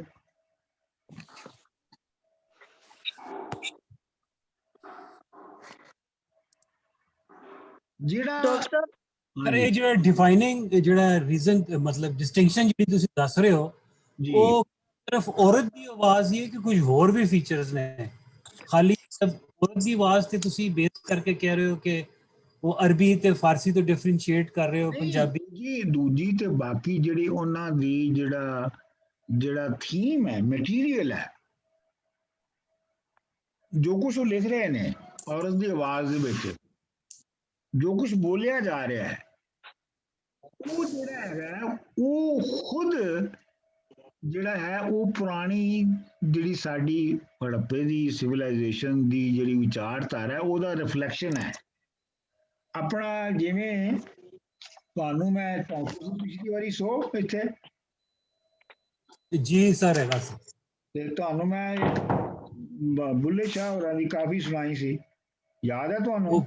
जी याद है डॉक्टर साहब, याद है ਉਹ ਸੀ ਪੀ ਸ਼ਰਾਬ ਤੇ ਖਾ ਕਬਾਬ ਤੇ ਬਾਲ ਹੱਡਾ। ਨਹੀਂ ਇਹ ਤੋਂ ਇਲਾਵਾ ਇੱਕ ਹੋਰ ਵੀ ਸੀ। ਉਹ ਸੀ ਉਹ ਹਾਂ ਮੈਨੂੰ ਯਾਦ ਬਿਲਕੁਲ ਸਹੀ ਸੀ। ਅੱਗ ਲਾਵਾਂਗੀ, ਹਾਂਜੀ ਉਹੀ ਸੀ ਉਹ ਮੈਂ ਮਿੱਠਾ ਯਾਰ ਮਨਾਵਾਂਗੀ, ਠੀਕ ਹੈ ਨਾ। ਅੱਛਾ ਤੁਸੀਂ ਤੁਹਾਨੂੰ ਮੈਂ ਹੁਣ ਇੱਕ ਯਾਰ ਬਣਾਵਾਂ। ਹਾਂਜੀ ਹੁਣ ਮੈਂ ਤੁਹਾਨੂੰ ਇੱਕ ਬੁੱਲੇ ਸ਼ਾਹ ਦੀ ਹੋਰ ਕਾਫੀ ਦਾ ਇੱਕ ਟੋਟਾ ਸੁਣਾ, ਇਹ ਵੀ ਬੜੀ ਮਸ਼ਹੂਰ ਕਾਫੀ ਹੈ। ਮਾਟੀ ਕੁਦਮ ਕਰੇਂਦੀ ਯਾਰ, ਮਾਟੀ ਕੁਦਮ ਕਰੇਂਦੀ ਯਾਰ, ਮਾਟੀ ਜੋੜਾ ਮਾਟੀ ਘੋੜਾ ਮਾਟੀ ਦਾ ਅਸਵਾਰ, ਮਾਟੀ ਮਾਟੀ ਨੂੰ ਦੌੜਾਏ ਮਾਟੀ ਦਾ ਖੜਕਾਰ, ਮਾਟੀ ਮਾਟੀ ਨੂੰ ਮਾਰਨ ਲੱਗੀ ਮਾਟੀ ਦਾ ਹਥਿਆਰ, ਜਿਸ ਮਾਟੀ ਪਰ ਬਹੁਤੀ ਮਾਟੀ ਕਿਸ ਮਾਟੀ ਹੰਕਾਰ। ਯਾਨੀ ਇਹ ਪੂਰੀ ਕਾਇਨਾਤ ਦੇ ਵਿੱਚ ਜੋ ਕੁਝ ਵੀ ਹੋ ਰਿਹਾ ਹੈ ਇਹ ਮਿੱਟੀ ਦੀ ਖੇਡ ਹੈ। ਮਿੱਟੀ ਜਿਹੜੀ ਹੈ ਉਹ ਇੱਕ ਫਿਜ਼ੀਕਲ ਫਿਨੋਮੇਨਾ, ਉਹ ਇੱਕ ਸੁਪਰਨੈਚੁਰਲ ਫਿਨੋਮੇਨਾ ਨਹੀਂ ਹੈਗਾ। ਇਹ ਜਿਹੜੀ ਮਾਟੀ ਜਿਹੜੀ ਹੈ, ਮਾਟੀ ਦੇ ਜੋੜੇ ਨੇ, ਮਾਟੀ ਦੇ ਘੋੜੇ ਨੇ, ਮਾਟੀ ਦੇ ਸਵਾਰ ਨੇ, ਮਾਟੀਆਂ ਅੰਦਰ, ਇਹਦਾ ਮਤਲਬ ਹੈ ਕਿ ਜਿਹੜਾ ਬੇਸਿਕ ਪ੍ਰਿੰਸੀਪਲ ਹੈ ਪੂਰੇ ਯੂਨੀਵਰਸ ਦਾ ਜਿਹੜਾ ਬੇਸਿਕ ਪ੍ਰਿੰਸੀਪਲ ਹੈ ਉਹ ਮਟੀਰੀਅਲਿਸਟਿਕ ਹੈ।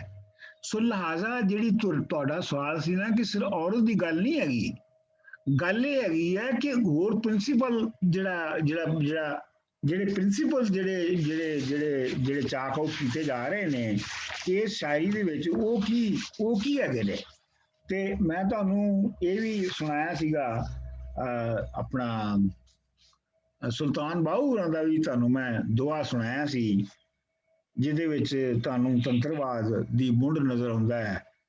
ਇਹ ਤਨ ਤੇਰਾ ਰੱਬ ਦਾ ਵਿੱਚ ਪਾ ਫਕੀਰਾ ਝਾਤੀ ਹੋ, ਨਾ ਕਰ ਮਿੰਨਤ ਖਾਟ ਲਰਦੀ ਤੇਰੇ ਅੰਦਰ ਆਬ ਹਯਾਤੀ ਹੋ। ਹਾਂਜੀ, ਸ਼ੌਕ ਦਾ ਦੀਵਾ ਬਾਲ ਹਨੇਰੇ ਲੱਭੇ ਬਸ ਖੜਾਤੀ ਹੂੰ, ਮਰਨ ਤੋਂ ਅੱਗੇ ਮਰ ਰਹੇ ਬਾਹੂ ਜਿੰਨਾ ਇਹ ਰਮਜ਼ ਪਛਾਤੀ ਹੂੰ। ਠੀਕ।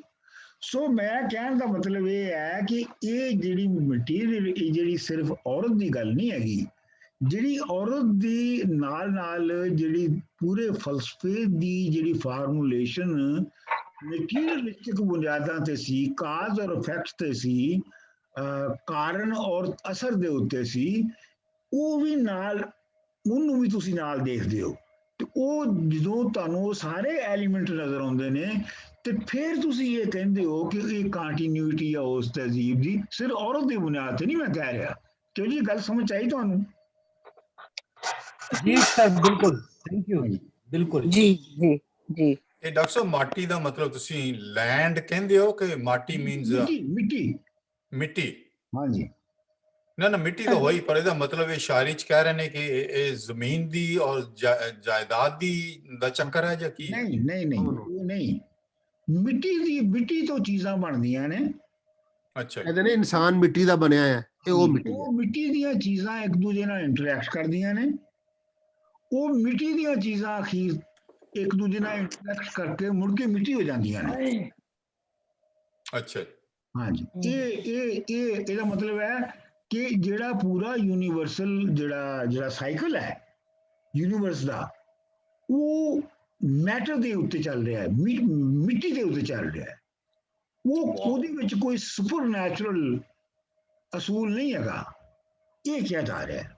ਡਾਕਟਰ ਸਾਹਿਬ ਤੁਸੀਂ ਇੱਕ ਵਾਰੀ ਗੱਲ ਕੀਤੀ ਸੀ ਕਿ ਇਹ ਜਿਹੜੀ ਵਿਚਾਰਧਾਰਾ ਹੈ ਤੰਤਰਵਾਦ, ਜੋ ਸੰਖਿਆ, ਇਹ ਬੇਸਿਸ ਹੈ ਸਾਇੰਸ ਦੀ, ਸਾਇੰਟਿਫਿਕ, ਮਤਲਬ ਕਿਉਂਕਿ ਸਾਇੰਸ ਵੀ ਕਾਜ਼ ਐਂਡ ਇਫੈਕਟ ਦੇ ਪ੍ਰਿੰਸੀਪਲ ਤੇ ਚੱਲਦੀ ਹੈ, ਜਿਹੜਾ ਮੁੱਢਲਾ ਉਹਦਾ ਫਾਊਂਡੇਸ਼ਨ ਹੈ, ਤੇ ਇਹ ਵਿਚਾਰਧਾਰਾ ਵੀ ਉਹਦੇ ਤੇ ਚੱਲਦੀ ਹੈ। ਬਟ ਮੈਂ ਇਹ ਦੱਸੋ ਕਿ ਡਾਕਟਰ ਸਾਹਿਬ ਇਹ ਕੀ ਹੋਇਆ, ਇਹ ਕਿਹੜੀ ਸ਼ੈ ਹੋਈ ਕਿ ਸਾਡੇ ਪੰਜਾਬ ਦੇ ਅੰਦਰ ਅਸਾਂ ਉਹ ਸਾਇੰਟਿਫਿਕ ਐਡਵਾਂਸਮੈਂਟ ਨਹੀਂ ਵੇਂਦੇ, ਮਤਲਬ ਸਾਨੂੰ ਦਿਸਦੀ ਕੋਈ ਨਾ, ਜਿਹੜਾ ਕਿ ਇਹ ਮਤਲਬ ਜੇ ਕਾਜ਼ ਐਂਡ ਇਫੈਕਟ ਅਸੀਂ ਉਹਦੇ ਨਾਲ ਹੀ ਜੁੜੇ ਸਾਂ ਤੇ ਸਾਡੇ ਇੰਨੇ 1000 ਸਾਲ ਦਾ ਪੂਰਾ ਰਿਚੇ ਵੀ ਹੈ, ਬਹੁਤ ਫਿਲਾਸਫੀ ਵੀ ਹੈ, ਬਹੁਤ ਇਹ ਕਿਉਂ ਨਹੀਂ ਹੋਇਆ ਕਿ ਅਸਾਂ ਜਿਹੜਾ ਹੈ ਨਾ ਉਹ ਤੁਸੀਂ ਅਗਰ ਇਸ ਸਾਰੀ ਗੱਲ ਆਪਣੀ ਨੂੰ ਤੁਸੀਂ ਐਗਰੀਰੀਅਨ ਪੀਰੀਅਡ ਦੇ ਵਿੱਚ ਰੱਖੋ, ਐਗਰੀਕਲਚਰਲ ਸਟੇਜ ਜਿਹੜੀ ਹੈ ਸੁਸਾਇਟੀਜ਼ ਦੀ ਉਹਦੇ ਵਿੱਚ ਰੱਖੋ, ਤੇ ਤੁਹਾਨੂੰ ਪਤਾ ਲੱਗੇਗਾ ਕਿ ਜੋ ਵੀ ਪੈਦਾਵਾਰ ਲਈ ਜੋ ਵੀ ਨਵੀਆਂ ਚੀਜ਼ਾਂ ਇਨਵੈਂਟ ਕਰਨ ਦੀ ਲੋੜ ਹੈ ਸੀ, ਉਹ ਪੰਜਾਬ ਵਿੱਚ ਲੋਕਾਂ ਨੇ ਕੱਢੀਆਂ ਹੋਈਆਂ ਸਨ ਐਗਰੀਕਲਚਰ ਸੁਸਾਇਟੀ 'ਚ। ਇਸੇ ਲਈ ਪੰਜਾਬ ਜਿਹੜਾ ਹੈ ਉਹ ਬਹੁਤ ਪ੍ਰਾਸਪਰਸ ਸੀਗਾ। ਇਸੇ ਲਈ ਪੰਜਾਬ ਦੇ ਵਿੱਚ ਸਭ ਤੋਂ ਪਹਿਲੇ ਕੱਪੜਾ ਬਣਨਾ ਸ਼ੁਰੂ ਹੋਇਆ ਤੇ ਬਾਕੀ ਚੀਜ਼ਾਂ ਬਣਨੀਆਂ ਸ਼ੁਰੂ ਹੋਈਆਂ। ਤੇ ਕਹਿਣ ਦਾ ਤੁਸੀਂ ਜਦੋਂ ਕਹਿੰਦੇ ਹੋ ਨਾ, ਜਿਹੜੀ ਜਿੱਥੇ ਤੁਸੀਂ ਗੱਲ ਨੂੰ ਲੈ ਕੇ ਜਾਂਦੇ ਹੋ, ਉਹ ਹੈਗਾ ਮਾਡਰਨ ਈਰਾ, ਜਦੋਂ ਕਿ 17ਵੀਂ 18ਵੀਂ ਤੋਂ ਬਾਅਦ ਜਦੋਂ ਈਰਾ ਆ ਗਿਆ। ਇੰਡਸਟਰੀ ਈਰਾ ਦੇ ਵਿੱਚ ਜਿਹੜੀ ਇਨੋਵੇਸ਼ਨ ਹੈ, ਉਹਦੇ ਜਿਹੜੇ ਪੈਰਾਮੀਟਰ ਸਨ ਉਹ ਹੋਰ ਸਨ ਤੇ ਇਹਦੇ ਵਿੱਚ ਹੋਰ ਸਨ। ਲੇਕਿਨ ਅਗਰ ਤੁਸੀਂ ਜਿਹੜੀ ਚੀਨ ਦੇ ਵਿੱਚ ਤਾਓਵਾਦ ਹੈ, ਤਾਓਵਾਦ ਵੀ ਜਿਹੜੀ ਹੈ ਉਹ ਵੀ ਬੇਸਿਕਲੀ ਅਗਰ ਤੁਸੀਂ ਸਮਝੋ ਤੇ ਉਹ ਤੰਤਰਵਾਦ ਤੇ ਯੋਗ ਦੀ ਹੀ ਇੱਕ ਫਾਰਮ ਹੈ ਜਿਹੜੀ ਉੱਥੇ ਫਲਸਫਾ ਰਿਹਾ ਹੈ ਲੋਕਾਂ ਦਾ ਚੀਨ ਦੇ ਵਿੱਚ। ਤੇ ਅਗਰ ਤੁਸੀਂ ਹੁਣ ਦੇਖੋ ਇਸ ਵੇਲੇ ਤੇ 200 ਸਾਲਾਂ ਤੋਂ ਬਾਅਦ 18ਵੀਂ ਸਦੀ ਤੱਕ ਚੀਨ ਜਿਹੜਾ ਹੈ ਉਹ ਦੁਨੀਆ ਦਾ ਅਮੀਰ ਤਰੀਨ ਮੁਲਕ ਸੀ, ਔਰ ਹਰ ਚੀਜ਼ ਜਿਹੜੀ ਇਜਾਦ ਹੁੰਦੀ ਸੀ ਉਹ ਚੀਨ 'ਚ ਹੁੰਦੀ ਸੀ। ਹਰ ਚੀਜ਼ ਦੀ ਉਹ ਹੋਰ ਕਿਸ ਨੂੰ ਜਾਂ ਉੱਥੇ ਹੁੰਦੀ ਸੀ ਜਾਂ ਹਿੰਦੁਸਤਾਨ 'ਚ ਹੁੰਦੀ ਸੀ ਤੇ ਪੰਜਾਬ ਦੇ ਵਿੱਚ। ਤੇ ਹੁਣ ਦੇਖੋ ਤੁਸੀਂ ਕਿ ਜਦੋਂ ਨਵੇਂ ਸਿਰੇ ਤੋਂ ਉਹਨਾਂ ਨੇ ਕੈਚਅਪ ਕੀਤਾ ਹੈ ਉਸ ਸਮਾਜ ਦੇ ਲੋਕਾਂ ਨੇ ਨਵੀਂ ਟੈਕਨੋਲੋਜੀ ਨੂੰ 200 ਸਾਲ ਪਿੱਛੇ ਰਹਿਣ ਤੋਂ ਬਾਅਦ, ਤੇ ਉਹ ਹੁਣ ਦੂਜੇ ਲੋਕਾਂ ਤੋਂ ਅੱਗੇ ਨਿਕਲ ਰਹੇ ਨੇ। ਇਹਦੀ ਹਿਸਟੋਰੀਕਲ ਰੀਜ਼ਨਸ ਨੇ, ਇਹ ਐਵੇਂ ਰੈਂਡਮਲੀ ਨਹੀਂ ਹੋ ਰਿਹਾ ਜੋ ਕੁਝ ਹੋ ਰਿਹਾ ਹੈ ਜਿਵੇਂ ਲੋਕੀ ਸਮਝਦੇ ਨੇ, ਇਹ ਹਿਸਟੋਰੀਕਲ ਵਜੂਹਾਤ ਤੋਂ ਹੋ ਰਿਹਾ ਹੈ। ਚੀਨ ਜਿਹੜਾ ਹੈ ਉਹ ਇਸ ਵਾਸਤੇ ਇਨੋਵੇਟਿਵ ਐਜ ਦੇ ਉੱਤੇ ਹੈ ਕਿ ਉਹ 200 ਸਾਲ ਪਹਿਲੇ ਵੀ ਸੀਗਾ ਇਨੋਵੇਟਿਵ ਐਜ ਦੇ ਉੱਤੇ। ਉਹਦੇ ਪਿੱਛੇ ਜਿਹੜੀ ਉਹਨਾਂ ਦੀ ਸੋਚ ਸੀਗੀ ਚੀਨ ਦੇ ਸਮਾਜ ਦੇ ਵਿੱਚ, ਜਿਵੇਂ ਤਾਓਵਾਦ ਦਾ ਜਿਹੜਾ ਫਲਸਫਾ ਸੀ ਉਹ ਵੀ ਕਾਜ਼ ਐਂਡ ਇਫੈਕਟ ਦਾ ਸੀਗਾ। ਤੇ ਜਿਹੜਾ ਤੁਸੀਂ ਸਵਾਲ ਜਦੋਂ ਤੁਸੀਂ ਕਹਿੰਦੇ ਹੋ ਨਾ ਜੀ ਅਸੀਂ ਕਾਜ਼ ਔਰ ਇਫੈਕਟ ਨੂੰ, ਅਸੀਂ ਕਾਜ਼ ਔਰ ਇਫੈਕਟ ਨੂੰ ਲੈਂਦੇ ਹਾਂ ਬਹੁਤ ਹੀ ਇੰਡਸਟਰੀਅਲ ਈਰਾ ਦੇ ਮਹੀਨਿਆਂ ਦੇ ਵਿੱਚ, ਜਦੋਂ ਕਿ ਸਾਨੂੰ ਇਹ ਜਿਹੜੀ ਸਾਰੀਆਂ ਫਲਸਫੇ ਨੇ ਇਹਨਾਂ ਨੂੰ ਇਹ ਐਗਰੀਰੀਅਨ ਪੀਰੀਅਡ ਦੇ ਫਲਸਫੇ ਨੇ, ਤੇ ਸਾਨੂੰ ਐਗਰੀਰੀਅਨ ਪੀਰੀਅਡ ਦੇ ਅੰਦਰ ਰਹਿੰਦਿਆਂ ਹੋਇਆ ਇਹਨਾਂ ਨੂੰ ਦੇਖਣਾ ਚਾਹੀਦਾ ਹੈ। ਕਿ ਤੁਸੀਂ ਹੁਣ ਮੈਨੂੰ ਇਹ ਦੱਸੋ, ਤੁਸੀਂ ਗੌਰ ਫਰਮਾਓ ਸਵੀਆਂ ਜੀ, ਕਿ ਤੁਹਾਡਾ ਕੀ ਖਿਆਲ ਹੈ ਕਿ ਚਰਖਾ ਬਣਾਉਣਾ ਯਾਨੀ ਪੂਰਾ ਕੱਪੜਾ ਉਣਨ ਦਾ ਪੂਰਾ ਸਿਸਟਮ ਬਣਾਉਣਾ,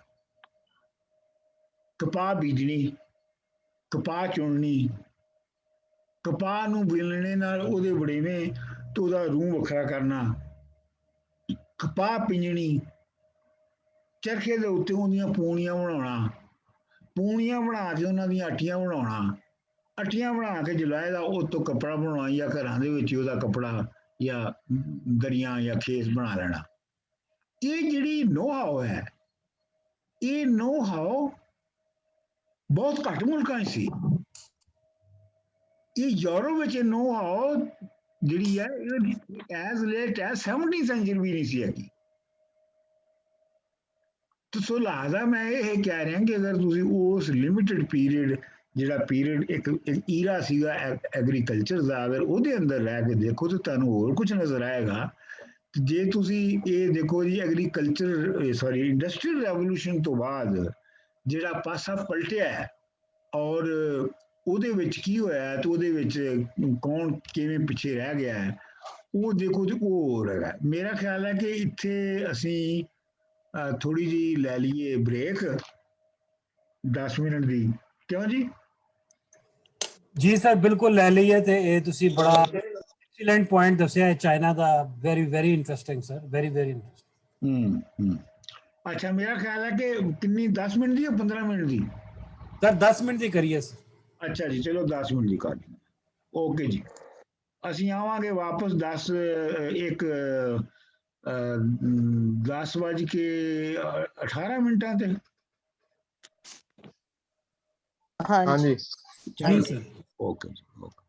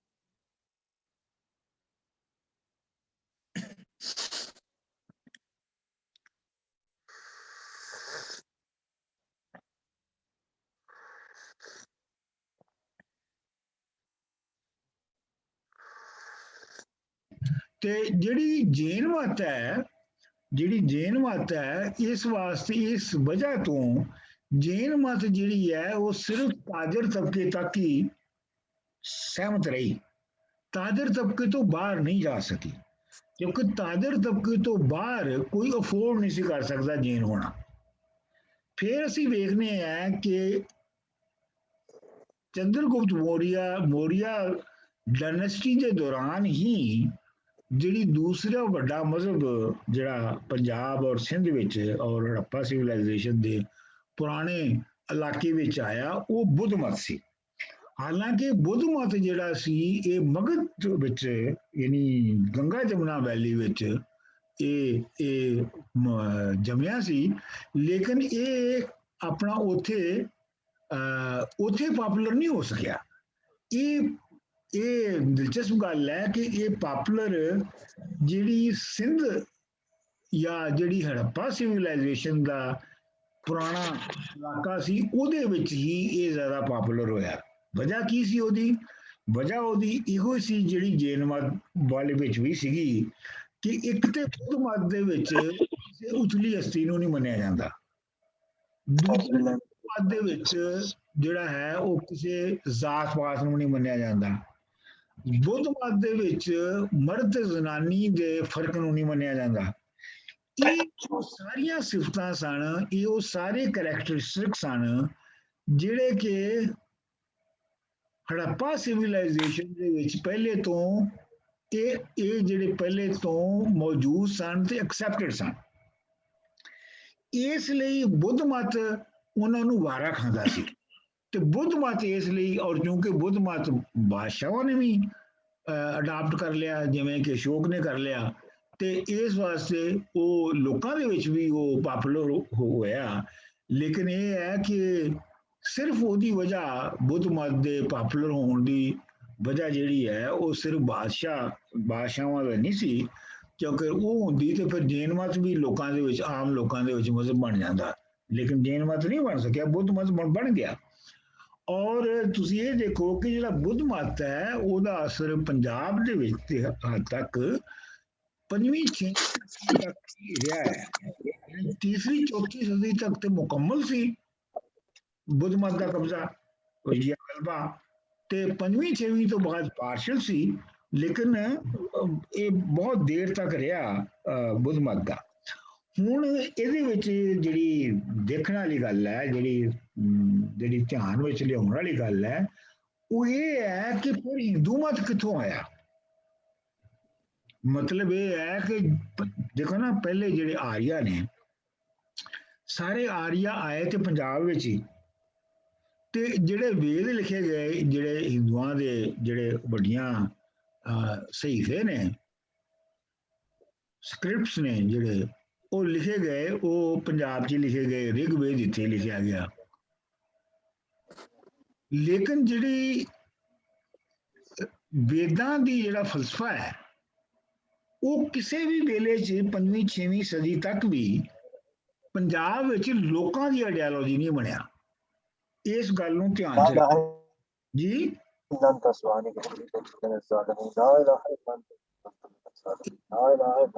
अपना माइक बंद कर दियो नासिर नासिर साहब, साहब। अपना माइक जरा म्यूट कर दियो, नासिर शिराजी साहब। हाँ जी, ਤੇ ਇਹ ਜਿਹੜਾ ਆਪਣਾ ਜਿਹੜਾ ਵੇਦਾਂ ਦਾ ਫਲਸਫਾ ਸੀ, ਇੱਕ ਤੇ ਪਹਿਲੀ ਗੱਲ ਇਹ ਹੈ ਕਿ ਇਹ ਕਦੀ ਪੰਜਾਬ ਦੇ ਲੋਕਾਂ ਦੀ ਵਿਚਾਰਧਾਰਾ ਬਣਿਆ ਹੀ ਨਹੀਂ। ਪਹਿਲੇ ਜੈਨ ਮਤ ਸੀ ਤੇ ਫਿਰ ਬੁੱਧ ਮਤ ਆ ਗਿਆ, ਤੇ ਬੁੱਧ ਮਤ ਤੋਂ ਬਾਅਦ ਫਿਰ ਬਹੁਤ ਬਾਅਦ ਵਾਲੇ ਪੀਰੀਅਡ ਦੇ ਵਿੱਚ ਹਿੰਦੂ ਮਤ ਜਿਹੜਾ ਹੈ ਉਹ ਇੱਥੇ ਦਾਖਲ ਹੋਇਆ, ਕੋਈ 7ਵੀਂ 8ਵੀਂ 6ਵੀਂ 7ਵੀਂ ਸਦੀ ਦੇ ਵਿੱਚ।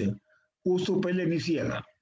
ਤੇ ਲੇਕਿਨ ਇਹ ਹੈ ਕਿ ਜੇ ਤੁਸੀਂ ਉਹਦੀ ਵੀ, ਮੈਂ ਤੁਹਾਨੂੰ ਦੱਸਿਆ ਸੀ ਕਿ ਜੇ ਐਵੋਲੂਸ਼ਨ ਤੁਸੀਂ ਵੇਦਾਂ ਦਾ ਜਾਂ ਹਿੰਦੂ ਜਿਹਨੂੰ ਅਸੀਂ ਕਹਿੰਦੇ ਹਾਂ ਹਿੰਦੂ ਮਤ, ਅਗਰ ਤੁਸੀਂ ਉਹਦਾ ਵੀ ਐਵੋਲੂਸ਼ਨ ਦੇਖੋ, ਉਹਦਾ ਵੀ ਵਧਾਅ ਵੇਖੋ, ਤੇ ਉਹ ਸ਼ੁਰੂ ਦੇ ਵਿੱਚ ਉਹ ਸੀ ਤੇ ਆਈਡੀਅਲਿਸਟਿਕ ਮਜ਼ਹਬੀ, ਯਾਨੀ ਮਤਲਬ ਹੜੱਪਾ ਵਸੇਬ ਦੀ ਤਰ੍ਹਾਂ ਉਹ ਮਟੀਰੀਅਲਿਸਟ ਨਹੀਂ ਸੀ ਤੇ ਆਈਡੀਅਲਿਸਟਿਕ। ਲੇਕਿਨ ਜਿਹੜੇ ਆਈਡੀਅਲ ਸਨ ਨਾ, ਜਿਹੜੇ ਉਹਦੇ ਵਿੱਚ ਦੇਵਤਾ ਸਨ, ਜਿਹੜੇ ਰਿਗਵੇਦ ਦੇ ਜਿਹੜੇ ਦੇਵਤਾ ਨੇ, ਉਹਨਾਂ ਦੀਆਂ ਸਿਫਤਾਂ ਜਾਂ ਉਹਨਾਂ ਦੇ ਨਾਲ ਬੰਦਿਆਂ ਦਾ ਤਾਲੁਕ ਜਿਹੜਾ ਹੈ ਉਹ ਇੰਝ ਸੀ ਜਿਵੇਂ ਇਨਸਾਨਾਂ ਦੇ ਨਾਲ ਤਾਲੁਕ ਹੁੰਦਾ ਹੈ।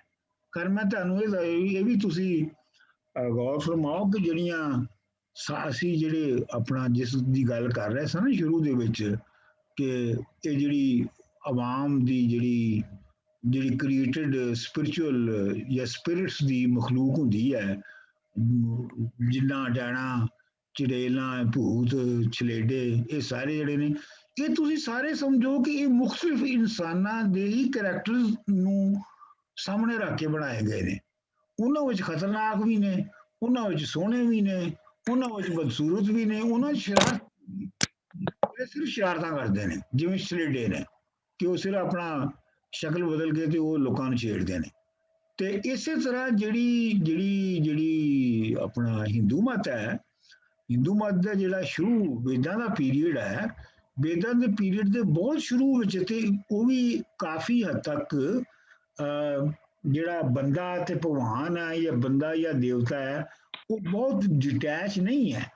ਲੇਕਿਨ ਜਿਉਂ ਗੰਗਾ ਜਮਨਾ ਵੈਲੀ ਦੇ ਵਿੱਚ ਜਿਹੜੀ ਕਲਾਸ ਸੁਸਾਇਟੀ ਹੈ, ਤਬਕਾਤੀ ਸੁਸਾਇਟੀ ਜਿਹੜੀ ਹੈ ਹਿੰਦੂਇਜ਼ਮ ਦੀ, ਉਹ ਮਜ਼ਬੂਤ ਹੁੰਦੀ ਗਈ ਤੇ ਬ੍ਰਹਮਣਵਾਦ ਵੱਧਦਾ ਗਿਆ, ਤੇ ਫਿਰ ਬੰਦੇ ਔਰ ਭਗਵਾਨ ਦੇ ਦਰਮਿਆਨ ਜਿਹੜਾ ਇੱਕ ਤੇ ਬਹੁਤ ਵੱਡਾ ਪੈਂਡਾ ਬਣ ਗਿਆ ਕਿ ਔਰ ਉਹਦੇ ਵਿੱਚ ਵਿਚਾਲੇ ਜਿਹੜੇ ਨੇ ਉਹ ਪੰਡਤਾਂ ਦੇ ਥਰੂ ਤੁਸੀਂ ਭਗਵਾਨ ਤੱਕ ਪਹੁੰਚ ਸਕਦੇ ਹੋ, ਉਹ ਵਿਚੋਲੇ ਬਣ ਗਏ ਵਿੱਚ, ਆਰਬਿਟਰਸ ਬਣ ਗਏ ਤੇ ਵਗੈਰਾ ਵਗੈਰਾ। ਤੇ ਉਹ ਇੱਕ ਜਿਹੜਾ ਸਾਰਾ ਮਜ਼ਹਬ ਉਹਨਾਂ ਨੇ ਬਣਾਇਆ, ਉਹਦੇ ਵਿੱਚ ਜ਼ਾਤ ਪਾਤ ਦਾ ਸਿਸਟਮ ਆਇਆ।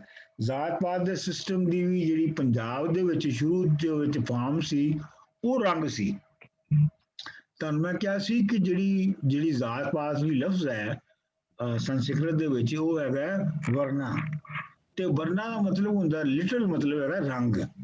ਸੋ ਪਹਿਲੀ ਜਿਹੜੀ ਵੰਡ ਪੰਜਾਬ ਦੀ ਹੱਦ ਤੱਕ ਰਹੀ ਬਾਹਰ ਆਉਣ ਵਾਲੇ ਆਰਿਆਵਾਂ ਦੀ, ਜਾਂ ਜਿਹੜੇ ਬਾਅਦ ਦੇ ਵਿੱਚ ਹਿੰਦੂ ਮਜ਼ਹਬ ਦੀ ਜਿਨ੍ਹਾਂ ਨੇ ਵਧਾਇਆ ਤੇ ਜਿਨ੍ਹਾਂ ਨੇ ਉਹਦੀ ਬੁਨਿਆਦ ਰੱਖੀ, ਉਹ ਜਿਹੜੀ ਸੀ ਉਹ ਆਪਣਾ ਜਦੋਂ ਪੰਜਾਬ ਦੀ ਹੱਦ ਤੱਕ ਜਿਹੜੀ ਹੈ ਉਹ ਉਂਝ ਨਹੀਂ ਸੀ ਹੈਗੀ ਜਿਵੇਂ ਬਾਅਦ ਦੇ ਵਿੱਚ ਬਣੀ। ਅੱਛਾ, ਹੁਣ ਜਿਹੜਾ ਜਦੋਂ ਇਹ ਗੰਗਾ ਜਮਨਾ ਵੈਲੀ ਦੇ ਵਿੱਚ ਬਹੁਤ ਜ਼ਿਆਦਾ ਸਰਪਲਸ ਪੈਦਾ ਹੋਣ ਲੱਗ ਪਿਆ, ਤੇ ਉਹਦੇ ਨਾਲ ਹੀ ਇਹ ਬ੍ਰਾਹਮਣਵਾਦ ਤੇ ਜਿਹੜੀ ਬ੍ਰਾਹਮਣਵਾਦ ਤੇ ਖਸ਼ਤਰੀ ਤੇ ਇਹ ਸਾਰੀਆਂ ਜ਼ਾਤਾਂ ਜਿਹੜੀਆਂ ਨੇ ਇਹ ਪਹਿਲੀ ਵਾਰੀ ਬਣੀਆਂ। ਲੇਕਿਨ ਤੁਸੀਂ ਹੈਰਾਨ ਹੋਵੋਗੇ ਕਿ ਬਹੁਤ ਚਿਰ ਤੱਕ ਜਿਹੜਾ ਪੰਜਾਬ ਸੀ, ਪੰਜਾਬ ਵਿੱਚ ਜ਼ਾਤ ਤਸੱਵਰ ਤੇ ਆ ਗਿਆ ਸੀ, ਲੇਕਿਨ ਜ਼ਾਤਾਂ ਦਾ ਤਸੱਵਰ ਉਂਝ ਨਹੀਂ ਸੀ ਜਿਵੇਂ ਗੰਗਾ ਜਮਨਾ ਵੈਲੀ ਸੀ।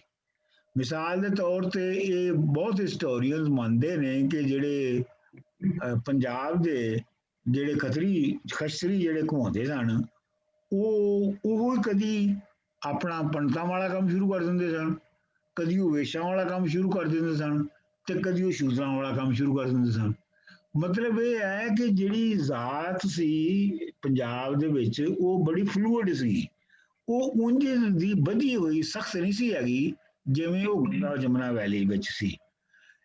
ਇਹ ਹੁਣ ਇੱਕ ਅਲੱਗ ਬਹਿਸ ਹੈ ਕਿ ਇਹ ਜਿਹੜੀ ਬ੍ਰਾਹਮਣਵਾਦ ਦਾ ਜਿਹੜਾ ਚੜਾਅ ਹੈ ਔਰ ਉਹਦਾ ਫਿਰ ਪੰਜਾਬ ਦੇ ਉੱਤੇ ਜਿਹੜਾ ਆਖਰ ਦੇ ਉੱਤੇ ਉਹਦਾ ਜਿਹੜਾ ਕਬਜ਼ਾ ਹੈ, ਯਾਨੀ ਬਤੌਰ ਨਜ਼ਰੀਏ ਦੇ ਰੂਲਿੰਗ ਕਲਾਸ ਦਾ ਵਿੱਚ ਜਿਵੇਂ ਉਹਦਾ ਕਬਜ਼ਾ ਹੋ ਗਿਆ, ਉਹ ਕਿਵੇਂ ਹੋਇਆ, ਇਹ ਇੱਕ ਵੱਖਰੀ ਬਹਿਸ ਹੈ ਜਿਹਨੂੰ ਅਸੀਂ ਫੇਰ ਕਦੀ ਫਲਸਫਾ ਪੜ੍ਹਿਆ ਤੇ ਇਹਨੂੰ ਅਸੀਂ ਡਿਸਕਸ ਕਰਾਂਗੇ ਕਿ ਉਹਦੇ ਵਿੱਚ ਕਿਹੜੇ ਐਲੀਮੈਂਟ ਸਨ ਜਿਹੜੇ ਕਿ ਜ਼ਿਆਦਾ ਐਡਵਾਂਸ ਸਨ ਔਰ ਜਿਨ੍ਹਾਂ ਦੇ ਵਿੱਚ ਪੰਜਾਬ ਜਿਹੜਾ ਉਹ ਪਿੱਛੇ ਰਹਿ ਗਿਆ ਤੇ ਗੰਗਾ ਜਮਨਾ ਵੈਲੀ ਜਿਹੜੀ ਹੈ ਉਹ ਅੱਗੇ ਵਧ ਗਈ। ਸੋ ਉਸ ਤੋਂ ਬਾਅਦ ਅਸੀਂ ਦੇਖਦੇ ਹਾਂ ਕਿ ਉਸ ਤੋਂ ਬਾਅਦ ਬੁੱਧ ਯਾਨੀ ਬ੍ਰਾਹਮਣਵਾਦ ਤੋਂ ਬਾਅਦ ਅਸੀਂ ਦੇਖਦੇ ਹਾਂ ਕਿ ਫਿਰ ਇਸਲਾਮ ਜਿਹੜਾ ਹੈ ਉਹ ਇੱਕ ਰੈਗੂਲਰ ਯਾਨੀ ਆਰਗੇਨਾਈਜ਼ਡ ਮਜ਼ਹਬ ਦੇ ਤੌਰ ਦੇ ਉੱਤੇ ਇਸਲਾਮ ਵੀ ਇੰਟਰੋਡਿਊਸ ਹੁੰਦਾ ਹੈ ਆਪਣਾ ਗਜ਼ਨਵੀ ਦੇ ਹਮਲਿਆਂ ਤੋਂ, ਤੇ ਉਸ ਤੋਂ ਬਾਅਦ ਸ਼ਹਾਬੁੱਦੀਨ ਗੌਰੀ ਤੇ ਫਿਰ ਜਿਹੜੀ ਮੁਸਲਮਾਨਾਂ ਦੀ ਹਕੂਮਤ ਰਹੀ 700-800 ਸਾਲ, ਉਹਦੀ ਵਜ੍ਹਾ ਤੋਂ ਆਰਗੇਨਾਈਜ਼ਡ ਰਿਲੀਜਨ ਜਿਹੜਾ ਹੈ ਉਹ ਇਸਲਾਮ ਦਾ ਵੀ ਨਾਲ ਚੱਲਦਾ ਰਿਹਾ। ਲੇਕਿਨ ਇਹ ਹੈ ਕਿ ਇਹੋ ਹੀ ਮੈਂ ਕਹਾਂਗਾ ਕਿ ਭਾਵੇਂ ਉੱਤੇ ਜਿਹੜਾ ਹੁਕਮਰਾਨ ਤਬਕੇ ਦੇ ਪੱਧਰ ਦੇ ਉੱਤੇ ਜਿਹੜਾ ਹੈ, ਭਾਵੇਂ ਉਹ ਜੈਨ ਮਤ ਆ ਜਾਵੇ, ਭਾਵੇਂ ਹਿੰਦੂ ਮਤ ਆ ਜਾਵੇ, ਤੇ ਭਾਵੇਂ ਬਾਅਦ ਦੇ ਵਿੱਚ ਇਸਲਾਮ ਆ ਜਾਵੇ, ਲੇਕਿਨ ਜਿਹੜੇ ਆਮ ਲੋਕ ਨੇ, ਭਾਵੇਂ ਉਹਨਾਂ ਨੇ ਆਪਣਾ ਨਾਮ ਮੁਸਲਮਾਨ ਰਖਵਾ ਲਿਆ ਜਾਂ ਉਹਨਾਂ ਨੇ ਆਪਣਾ ਨਾਮ ਹਿੰਦੂ ਰਖਵਾ ਲਿਆ ਜਾਂ ਉਹਨਾਂ ਨੇ ਆਪਣਾ ਨਾਮ ਸਿੱਖ ਰਖਵਾ ਲਿਆ, ਉਹਨਾਂ ਦੀ ਬੁੱਢਲੀ ਨਜ਼ਰੀਆ ਜਿਹੜਾ ਸੀ ਉਹ ਇੱਕ ਹੀ ਸੀਗਾ, ਉਹ ਜਿਹਦੀ ਪਹਿਲੇ ਗੱਲ ਕਰ ਚੁੱਕੇ ਹਾਂ। ਮਿਸਾਲ ਦੇ ਤੌਰ ਤੇ ਇਹੋ ਵਜ੍ਹਾ ਹੈ ਕਿ ਜਿਹੜਾ ਬੁੱਲੇ ਸ਼ਾਹ ਹੈ ਉਹਨਾਂ ਦਾ ਇੱਕ ਸ਼ੇਰ ਹੈਗਾ, ਕਿਤੇ ਰਾਮਦਾਸ ਕਿਤੇ ਫਤਿਹ ਮੁਹੰਮਦ, ਇਹੋ ਕਦੀਮੀ ਸ਼ੋਰ, ਨਿਪਟ ਗਿਆ ਦੋਹਾਂ ਦਾ ਝਗੜਾ, ਵਿੱਚੋਂ ਨਿਕਲ ਪਿਆ ਕੋਈ ਹੋਰ। ਯਾਨੀ ਕਿਤੇ ਤੇ ਬੰਦੇ ਨੂੰ ਅਸੀਂ ਰਾਮਦਾਸ ਕਹਿ ਰਹੇ ਹਾਂ ਤੇ ਉਹੋ ਜਿਹਾ ਬੰਦਾ ਜਿਹੜਾ ਉੱਥੇ ਆ ਉਹਨੂੰ ਅਸੀਂ ਫਤਿਹ ਮੁਹੰਮਦ ਵੀ ਕਹਿ ਦਿੰਦੇ ਹਾਂ, ਤੇ ਲੱਗਦਾ ਉਤੋਂ ਇੰਝ ਲੱਗਦਾ ਹੈ ਕਿ ਜਿਵੇਂ ਆਪਣਾ ਇਹ ਦੋਵਾਂ ਦਾ ਇਹ ਮੁੱਢਲਾ ਝਗੜਾ ਜਿਹੜਾ ਉਹ ਰਾਮਦਾਸ ਤੇ ਫਤਿਹ ਮੁਹੰਮਦ ਦੇ ਨਾਵਾਂ ਦਾ ਹੈ। ਤੇ ਲੇਕਿਨ ਇਹ ਹੈ ਕਿ ਜਦੋਂ ਉਹ ਝਗੜਾ ਅਸੀਂ ਨਿਬੇੜ ਲਿਆ ਹੱਲ ਕਰ ਲਿਆ ਤੇ ਪਤਾ ਲੱਗਾ ਕਿ ਮਸਲਾ ਤੇ ਕੋਈ ਹੋਰ ਸੀਗਾ, ਮਸਲਾ ਤੇ ਇਹ ਹੈ ਹੀ ਨਹੀਂ ਸੀਗਾ ਇਹ ਆਪਣਾ ਰਿਲੀਜੀਅਸ ਆਰਗੇਨਾਈਜ਼ਡ ਰਿਲੀਜਨਸ ਨੂੰ ਮੰਨਣ ਦਾ। ਸੋ ਮੇਰਾ ਕਹਿਣ ਦਾ ਮਤਲਬ ਇਹ ਹੈ ਕਿ ਪੂਰੇ ਪੰਜਾਬ ਔਰ ਬਲਕਿ ਪੂਰੇ ਹਿੰਦੁਸਤਾਨ ਦੀ ਜਿਹੜੀ ਲੋਕਾਂ ਦੀ ਆਈਡੀਓਲੋਜੀ ਸੀ, ਇਸ ਦੇ ਬਾਵਜੂਦ ਕਿ ਉਹ ਮੁxtਲਿਫ ਆਰਗੇਨਾਈਜ਼ਡ ਰਿਲੀਜਨਸ ਦੇ ਨਾਂ ਦੇ ਉੱਤੇ ਆਪਣੇ ਆਪ ਨੂੰ ਜੋੜਦੇ ਸਨ, ਲੇਕਿਨ ਉਹਨਾਂ ਦਾ ਉਸ ਨਾਲ ਘੱਟ ਤਾਲੁਕ ਸੀ। ਤੇ ਜਿਹੜੀ ਹੜੱਪੇ ਸਿਵਲਾਈਜੇਸ਼ਨ ਦੀ, ਹੜੱਪੇ ਵਸੇਬ ਦੀ ਜਿਹੜੀ ਆਈਡੀਓਲੋਜੀ ਚਲੀ ਆ ਰਹੀ ਸੀ, ਉਹਦੇ ਨਾਲ ਉਹਨਾਂ ਦਾ ਮੁੱਢ ਤੋਂ ਬਹੁਤਾ ਰਿਸ਼ਤਾ ਕਾਇਮ ਰਿਹਾ ਔਰ ਉਹ ਉਸੇ ਤੋਂ ਚੱਲਦਾ ਰਿਹਾ। ਹੁਣ ਮੈਂ ਥੋੜੀ ਜਿਹੀ ਗੱਲ ਇੱਥੇ ਆਪਣਾ ਬਾਬਾ ਗੁਰੂ ਨਾਨਕ ਜੀ ਦੇ ਬਾਰੇ ਚ ਕਹਿੰਦੇ, ਕਿਉਂਕਿ ਚੌਥਾ ਜਿਹੜਾ ਵੱਡਾ ਮਜ਼ਹਬ ਪੰਜਾਬ ਦਾ ਸੀ ਉਹ ਸੀ। ਜਿਹੜੇ ਆਪਣਾ ਗੁਰੂ ਨਾਨਕ ਜੀ ਦੀ ਜਿਹੜੀ ਫਿਲਾਸਫੀ ਹੈ, ਉਹ ਤੇ ਮੈਨੂੰ ਕੋਈ ਸ਼ੱਕ ਨਹੀਂ ਹੈਗੀ ਕਿ ਉਹ ਆਈ ਹੈ ਸਾਡੇ ਕੋਲ ਯੋਗ ਔਰ ਸਾਂਖਿਆ ਦੀ ਟ੍ਰੈਡੀਸ਼ਨ ਤੋਂ ਆਈ ਹੈ। ਲੇਕਿਨ ਜਿਹੜਾ ਬਾਬਾ ਜੀ ਦਾ ਜਿਹੜਾ ਬੇਸਿਕ ਸੀ, ਜਿਹੜਾ ਉਹਨਾਂ ਨੂੰ ਇਖਤਲਾਫ ਸੀ ਇਹਨਾਂ ਫਲਸਫਿਆਂ ਦੇ ਨਾਲ, ਇਹ ਸੀ ਕਿ ਇਹ ਫਲਸਫੇ ਤੇ ਸਹੀ ਨੇ ਕਿ ਦੁਨੀਆ ਜਿਹੜੀ ਹੈ ਉਹਦਾ ਜਿਹੜਾ ਬੇਸਿਕ ਯੂਨੀਵਰਸਲ ਪ੍ਰਿੰਸੀਪਲ ਤੇ ਮਟੀਰੀਅਲਿਸਟਿਕ ਹੈ, ਲੇਕਿਨ ਇਹਨੂੰ ਪ੍ਰੈਕਟਿਸ ਕਰਨ ਲਈ ਸੁਸਾਇਟੀ ਤੋਂ ਬਾਹਰ ਨਿਕਲ ਜਾਣਾ ਠੀਕ ਨਹੀਂ ਹੈਗਾ। ਇਹਨੂੰ ਸੁਸਾਇਟੀ ਦੇ ਅੰਦਰ ਹੀ ਰਹਿ ਕੇ ਜਿਹੜਾ ਹੈ ਉਹ ਤੁਸੀਂ ਇਹਨੂੰ ਪ੍ਰੈਕਟਿਸ ਕਰਨਾ ਹੈ ਕਿ ਜਿਹੜਾ ਯੂਨੀਵਰਸਲ ਮਟੀਰੀਅਲਿਸਟ ਲਾ ਹੈ ਉਹਦੇ ਉੱਤੇ ਜਿਹੜਾ ਬਿਲੀਫ ਹੈ ਔਰ ਉਹਦੀ ਜਿਹੜੀ ਫਿਰ ਜਿਹੜੀਆਂ ਉਹਦੀਆਂ ਰਿਕੁਆਇਰਮੈਂਟਸ ਨੇ, ਉਹਨਾਂ ਨੂੰ ਤੁਸੀਂ ਇਸ ਦੁਨੀਆ ਦੇ ਵਿੱਚ ਰਹਿੰਦਿਆਂ ਹੀ ਜਿਹੜਾ ਉਹ ਪੂਰਾ ਉੱਥੇ ਉਹਨੂੰ ਨਿਭਾਉਣਾ ਹੈ। ਇਹੋ ਹੀ ਤੁਸੀਂ ਦੇਖੋ ਕਿ ਫਿਰ ਜਦੋਂ ਵਾਰਿਸ ਸ਼ਾਹ ਨੇ ਹੀਰ ਲਿਖੀ ਤੇ ਉਹਨੇ ਜੋਗੀ ਕੋਲੋਂ ਜਦੋਂ ਰਾਂਝੇ ਨੂੰ ਉਹਨੇ ਜੋਗ ਦਵਾ ਦਿੱਤਾ, ਜਦੋਂ ਰਾਂਝੇ ਨੂੰ ਉਹਨੇ ਜੋਗ ਦਵਾ ਦਿੱਤਾ ਜੋਗੀ ਕੋਲੋਂ, ਬਾਰਨਾਸ ਕੋਲੋਂ, ਤੇ ਬਾਰਨਾਸ ਨੇ ਉਹਨੂੰ ਕਿਹਾ ਕਿ ਭਾਈ ਜਾ ਹੁਣ ਤੂੰ ਜਾ ਕੇ ਮੰਗ ਕੇ ਲਿਆ, ਤੇ ਹਰ ਜਿਹੜੀ ਛੋਟੀ ਕੁੜੀ ਹੈ ਉਹਨੂੰ ਤੂੰ ਭੈਣ ਬਰਾਬਰ ਜਾਣਨਾ ਹੈ ਤੇ ਵੱਡੀ ਜਿਹੜੀ ਆ ਉਹਨੂੰ ਮਾਂ ਬਰਾਬਰ ਜਾਣਨਾ ਹੈ। ਤੇ ਰਾਂਝਾ ਜਿਹੜਾ ਉਹ ਉੱਥੇ ਜੋਗੀ ਦੇ ਨਾਲ ਵੇਰ ਗਿਆ, ਉਹਦੇ ਮੁਖਾਲਫ ਹੋ ਗਿਆ। ਉਹਨੂੰ ਕਹਿਣ ਲੱਗਾ ਕਿ ਗੱਲ ਸੁਣ, ਜੇ ਆਪਣਾ ਮੈਂ ਹਰ ਔਰਤ ਨੂੰ ਮਾਂ ਭੈਣ ਬਣਾ ਸਕਦਾ ਹੁੰਦਾ ਤੇ ਮੈਂ ਜੋਗ ਦੇ ਫਾਹ 'ਚ ਫਸਣਾ ਹੀ ਕਿਉਂ ਸੀ? ਮੈਂ ਤੇ ਇੱਕ ਔਰਤ ਦੇ ਇਸ਼ਕ ਦੇ ਵਿੱਚ ਜੋਗੀ ਹੋਇਆ, ਤੂੰ ਮੈਨੂੰ ਕਹਿ ਇਹਦਾ ਕੀ ਮਤਲਬ ਸੀ? ਇਹਦਾ ਮਤਲਬ ਉਹ ਹੀ ਸੀ ਜਿਹੜਾ ਬਾਬਾ ਨਾਨਕ ਜੀ ਨੇ ਕਿਹਾ ਸੀ ਕਿ ਬਈ ਇਹ ਜਿਹੜਾ ਯੂਨੀਵਰਸਲ ਲਾ ਦਾ ਮੰਨਿਆ ਜਾਣਾ ਹੈ, ਮਟੀਰੀਅਲਿਸਟਿਕ ਮੰਨਿਆ ਜਾਣਾ ਹੈ, ਉਹਦੇ ਉੱਤੇ ਅਮਲ ਕਰਨਾ ਹੈ, ਇਹ ਦੁਨੀਆ ਤੋਂ ਬਾਹਰ ਬਹਿ ਕੇ ਨਹੀਂ ਇਹ ਹੋ ਸਕਦਾ, ਇਹਨੂੰ ਦੁਨੀਆ ਦੇ ਵਿੱਚ ਰਹਿੰਦਿਆਂ ਹੋਇਆਂ ਇਹਦੇ ਉੱਤੇ ਅਮਲ ਕਰਨਾ ਹੈ। ਅੱਛਾ, ਇਹ ਜਿਹੜਾ ਯੂਨੀਵਰਸਲ ਲਾ ਹੈ ਨਾ, ਇਹਦੇ ਉੱਤੇ ਤੁਸੀਂ ਮੈਂ ਤੁਹਾਨੂੰ ਥੋੜਾ ਜਿਹਾ ਵਾਰਿਸ ਸ਼ਾਹ ਦਾ ਇੱਕ ਬੰਦ ਸੁਣਾਉਣਾ ਚਾਹੁੰਦਾ ਤਾਂ ਕਿ ਤੁਹਾਨੂੰ ਕੋਈ ਥੋੜਾ ਜਿਹਾ ਇਹਦਾ ਕਿਵੇਂ ਇਹਨੂੰ ਉਹਨਾਂ ਨੇ ਸਮਝਣ ਦੀ ਕੋਸ਼ਿਸ਼ ਕੀਤੀ ਵਾਰਿਸ ਸ਼ਾਹ ਹੋਰਾਂ ਨੇ। ਇਹ ਮੈਂ ਤੁਹਾਨੂੰ ਸੁਣਾਉਣਾ ਚਾਹੁੰਦਾ ਹੈ ਇਹਦਾ ਇੱਕ ਬੰਦ। ਇਹ ਕਹਿੰਦੇ ਨੇ, ਵਾਰਿਸ ਸ਼ਾਹ ਹੋਰੀ ਕਹਿੰਦੇ ਨੇ, ਮਾਲਾ ਮਣਕਿਆਂ ਵਿੱਚ ਜਿਉਂ ਇੱਕ ਧਾਗਾ ਤਿਵੇਂ ਸਰਬ ਕੇ ਬੀਚ ਸਮਾ ਰਿਹਾ। ਉਹ ਇੰਜ ਹੈ, ਉਹ ਜਿਹੜਾ ਪ੍ਰਿੰਸੀਪਲ ਹੈ ਉਹ ਇੰਜ ਹੈ ਜਿਵੇਂ ਮਾਲਾ ਦੇ ਮਣਕਿਆਂ ਦੇ ਵਿੱਚ ਇੱਕ ਧਾਗਾ ਹੁੰਦਾ ਹੈ, ਸਰਬ ਕੇ ਬੀਚ ਸਮਾ ਰਿਹਾ। ਸਰਬ ਦਾ ਮਤਲਬ ਹੈ ਸਭ, ਕਿ ਉਹ ਸਭ ਦੇ ਵਿੱਚ ਅਬਜ਼ਾਰਬ ਹੋ ਗਿਆ। ਸਭਨਾਂ ਜਿਉਂਦਿਆਂ ਵਿੱਚ ਹੈ ਜਾਨ ਵਾਂਗੂ, ਤੇ ਉਹਦੀ ਹਸੀਅਤ ਇੰਜ ਹੈ, ਉਹ ਸਿਚੁਏਟਡ ਐਵੇਂ ਹੈ ਕਿ ਜਿਵੇਂ ਹਰ ਜਿਉਂਦੀ ਸ਼ੈ ਵਿੱਚ ਜਾਨ ਹੁੰਦੀ ਹੈ। ਜਾਨ ਜਿਹੜੀ ਹੈ ਉਹ ਨਜ਼ਰ ਤੇ ਨਹੀਂ ਆਉਂਦੀ ਤੁਹਾਨੂੰ, ਲੇਕਿਨ ਜਿਹੜੀ ਜਾਨ ਹੈ ਉਹਦੇ ਨਾਲ ਜੋ ਕੁਛ ਤੁਸੀਂ ਆਪਣੇ ਆਲੇ ਦੁਆਲੇ ਨਾਲ ਕਰਦੇ ਹੋ ਜਾਂ ਆਪਣੇ ਨਾਲ ਕਰਦੇ ਹੋ, ਉਹ ਤੇ ਆਪਣੀ ਜਗ੍ਹਾ ਤੇ ਹੁੰਦਾ ਹੈ ਨਾ ਜੀ। ਅੱਛਾ, ਸਭਾਂ ਜਿਉਂਦਿਆਂ ਵਿੱਚ ਹੈ ਜਾਨ ਵਾਂਗੂ ਨਸ਼ਾ ਭੰਗ ਅਫੀਮ ਵਿੱਚ ਆ ਰਿਹਾ, ਜਿਵੇਂ ਭੰਗ ਤੇ ਅਫੀਮ ਦੇ ਵਿੱਚ ਨਸ਼ਾ ਆਉਂਦਾ ਹੈ। ਹੁਣ ਅਗਰ ਤੁਸੀਂ ਭੰਗ ਤੇ ਅਫੀਮ ਦੇ ਪੱਤੇ ਦੇਖੋ ਤੇ ਉਹਨਾਂ ਪੱਤਿਆਂ ਨੂੰ ਦੇਖ ਕੇ ਤੇ ਤੁਹਾਨੂੰ ਇਹ ਤਾਂ ਨਹੀਂ ਲੱਗਦਾ ਕਿ ਇਹ 'ਚ ਨਸ਼ਾ ਹੋਏਗਾ, ਲੇਕਿਨ ਉਹਨਾਂ 'ਚ ਨਸ਼ਾ ਹੈਗਾ ਹੈ।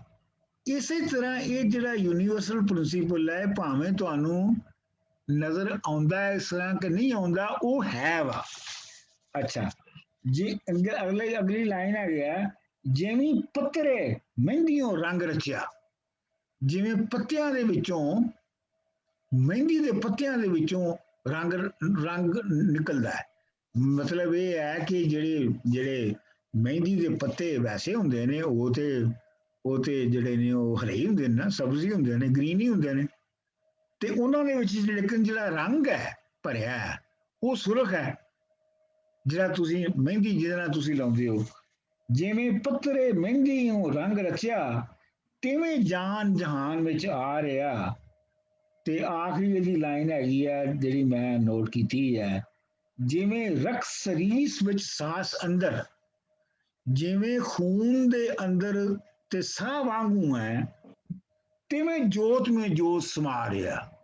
ਉਵੇਂ ਦਾ ਉਹ ਚਾਨਣ ਦੇ ਵਿੱਚ ਚਾਨਣ ਸਮਾਇਆ ਹੈ। ਸੋ ਮਤਲਬ ਇਹ ਹੈ ਕਿ ਇਹ ਜਿਹੜਾ ਪ੍ਰਿੰਸੀਪਲ ਹੈ, ਯੂਨੀਵਰਸਿਟੀ ਪ੍ਰਿੰਸੀਪਲ ਜਿਹੜਾ ਹੈ, ਇਹਨੂੰ ਡਿਫਾਈਨ ਕਰਨਾ ਔਰ ਇਹਨੂੰ ਮਤਲਬ ਆਮ ਜ਼ੁਬਾਨ ਦੇ ਵਿੱਚ ਇਹਨੂੰ ਬਿਆਨ ਕਰਨਾ ਸੌਖਾ ਨਹੀਂ ਹੈਗਾ, ਕਿਉਂਕਿ ਜਿਹੜੀ ਹਰ ਚੀਜ਼ ਹੈ ਉਹਦੀ ਇੱਕ ਅਲੱਗ ਖਾਸੀਅਤ ਹੈ, ਲੇਕਿਨ ਉਸ ਖਾਸੀਅਤ ਦੇ ਪਿੱਛੇ ਜਿਹੜਾ ਯੂਨੀਵਰਸਲ ਪ੍ਰਿੰਸੀਪਲ ਇਨਵਿਜ਼ੀਬਲ ਹੈ ਲੇਕਿਨ ਹੈ, ਉਹ ਆਪਣੇ ਥਾਂ ਤੇ ਮੌਜੂਦ ਹੈ। ਬਸ ਮੇਰਾ ਖਿਆਲ ਹੈ ਕਿ ਲੇਕਿਨ ਹਾਂ ਮੈਂ ਥੋੜੀ ਜਿਹੀ ਹੋਰ ਗੱਲ ਕਰਦੇ ਹਾਂ ਕਿ ਜਿਹੜਾ ਬੁੱਧ ਮਤ ਦਾ ਏਰੀਆ ਹੀ ਸੀ, ਉਹਦੇ ਵਿੱਚ ਹੀ ਤੁਸੀਂ ਦੇਖੋ ਕਿ ਇਸਲਾਮ ਬਹੁਤਾ ਫੈਲਿਆ ਅੱਗੇ, ਤੇ ਉਹਦੇ ਵਿੱਚ ਹੀ ਸਿੱਖੀਜ਼ਮ ਜਿਹੜਾ ਹੈ ਉਹ ਫੈਲਿਆ, ਕਿਉਂਕਿ ਸਿੱਖੀਜ਼ਮ ਔਰ ਬੁੱਧ ਦੇ ਦਰਮਿਆਨ ਬੜੀਆਂ ਗੱਲਾਂ ਸਾਂਝੀਆਂ ਸਨ, ਕਿਉਂਕਿ ਸਿੱਖੀਜ਼ਮ ਦੇ ਵਿੱਚ ਵੀ ਜ਼ਾਤ ਪਾਤ ਨੂੰ ਨਹੀਂ ਮੰਨਿਆ ਜਾਂਦਾ, ਜ਼ਨਾਨੀ ਤੇ ਆਪਣਾ ਮਰਦ ਦਾ ਜਿਹੜਾ ਫਰਕ ਹੈ, ਜੈਂਡਰ ਫਰਕ ਜਿਹੜਾ ਹੈ ਉਹਨੂੰ ਨਹੀਂ ਮੰਨਿਆ ਜਾਂਦਾ, ਤਬਕਾਤੀ ਸੋਚ ਨੂੰ ਨਹੀਂ ਮੰਨਿਆ ਜਾਂਦਾ, ਰਲ ਮਿਲ ਕੇ ਰਹਿਣਾ ਤੇ ਰਲ ਮਿਲ ਕੇ ਖਾਣ ਨੂੰ ਲੰਗਰ ਦੇ ਜਿਹੜਾ ਇਜ਼ਹਾਰ ਹੈ ਉਹ ਕੀਤਾ ਜਾਂਦਾ ਹੈ। ਬਸ ਇਹ ਫਰਕ, ਇਹ ਬਹੁਤ ਇੱਕ ਵੱਡਾ ਫਰਕ ਸੀਗਾ ਬੁੱਧ ਦਾ ਔਰ ਬਾਬਾ ਗੁਰੂ ਨਾਨਕ ਜੀ ਦਾ, ਕਿ ਬੁੱਧ ਜੀ ਨੇ ਜਦੋਂ ਆਪਣਾ ਸ਼ੁਰੂ ਕੀਤੀ ਹੈ, ਉਹਨੇ ਆਪਣਾ ਵਿਚਾਰ ਦੀ ਪ੍ਰਚਾਰ ਸ਼ੁਰੂ ਕੀਤਾ, ਤੇ ਉਹਦੇ ਨਾਲ ਸ਼ੁਰੂ ਦੇ ਵਿੱਚ ਬਹੁਤ ਹੀ ਅਮੀਰ ਕਿਸਮ ਦੇ ਤਾਜਰ ਮਿਲੇ ਸਨ, ਜਿਨ੍ਹਾਂ ਨੇ ਉਹਨੂੰ ਉਹਦੇ ਫਲਸਫੇ ਨੂੰ ਅੱਗੇ ਬੜਾਵਾ ਦਿੱਤਾ ਸੀ।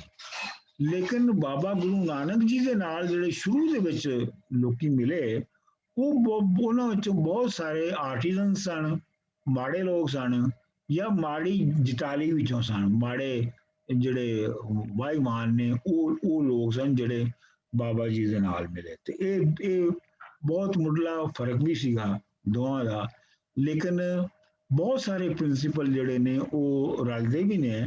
ਔਰ ਤੁਸੀਂ, ਮੈਂ ਕਹਿਣਾ ਇਹ ਚਾਹ ਰਿਹਾ ਕਿ ਅਗਰ ਤੁਸੀਂ ਇਸ ਨੂੰ ਵਾਪਸ ਪਰਤਾ ਕੇ ਅਗਰ ਤੁਸੀਂ 5000 6000 ਸਾਲ ਪਹਿਲੇ ਤੱਕ ਪ੍ਰੋਜੈਕਟ ਕਰੋ, ਤੇ ਤੁਹਾਨੂੰ ਇਹ ਲੱਗਦਾ ਹੈ ਕਿ ਇਹ ਜਿਹੜੇ ਬੁੱਧ ਮਤ ਤੇ ਬਾਬਾ ਗੁਰੂ ਨਾਨਕ ਜੀ ਦਾ ਫਲਸਫਾ ਤੇ ਹੋਰ ਦੂਜੇ ਸਾਡੇ ਵਿਚਾਰਵਾਨਾਂ ਦਾ ਫਲਸਫਾ ਜਿਹੜਾ ਹੈਗਾ, ਇਹ ਦੀਆਂ ਜੜ੍ਹਾਂ ਜਿਹੜੀਆਂ ਨੇ ਇਹ ਹੜੱਪੇ ਸਿਵਲਾਈਜੇਸ਼ਨ ਜਾਂ ਹੜੱਪੇ ਵਸੇਬ ਦੇ ਵਿੱਚ ਹੀ ਸਾਨੂੰ ਦਿਸਦੀਆਂ ਨੇ, ਔਰ ਉਹਨਾਂ ਤੋਂ ਹੀ ਇਹ ਅੱਗੇ ਆਇਆ ਹੈ।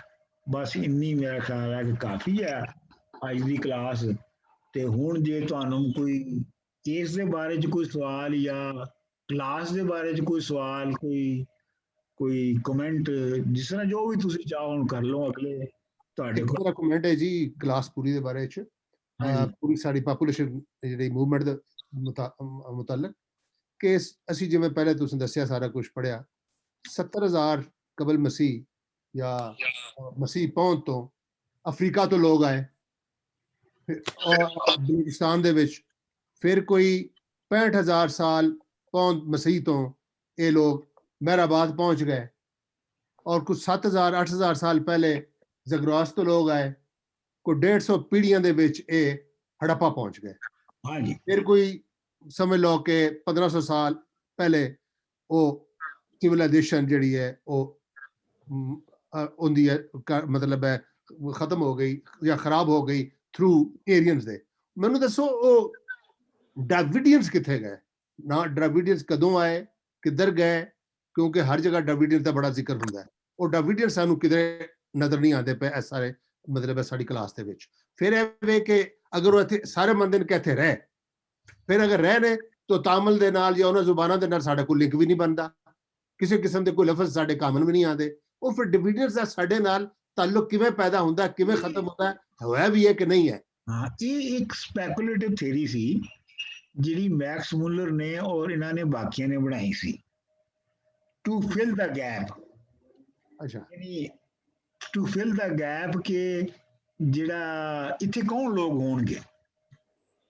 ਅੱਛਾ, ਹੁਣ ਉਹਨਾਂ ਨੇ ਇਹ ਤੇ ਨਹੀਂ ਸੋਚਿਆ ਕਿ ਜਿਹੜੇ ਲੋਕ ਸਨ ਉਹ ਇੱਥੇ ਰਹਿੰਦੇ ਰਹੇ ਔਰ ਉਹਨਾਂ ਦੀ ਕੰਟੀਨਿਊਟੀ ਰਹੀ ਹੈ ਔਰ ਉਹਨਾਂ ਉੱਤੇ ਜਿਹੜਾ ਗਲਬਾ ਕਰ ਲਿਆ ਆ ਕੇ ਆ ਰਹੀਆਂ ਵਾ ਨੇ, ਗਲਬਾ ਤੇ ਕਰ ਲਿਆ ਲੇਕਿਨ ਉਹ ਖਤਮ ਤੇ ਨਹੀਂ ਹੋਏ ਨਾ, ਉਹ ਰਹੇ ਤੇ ਇੱਥੇ ਹੀ ਹੈ।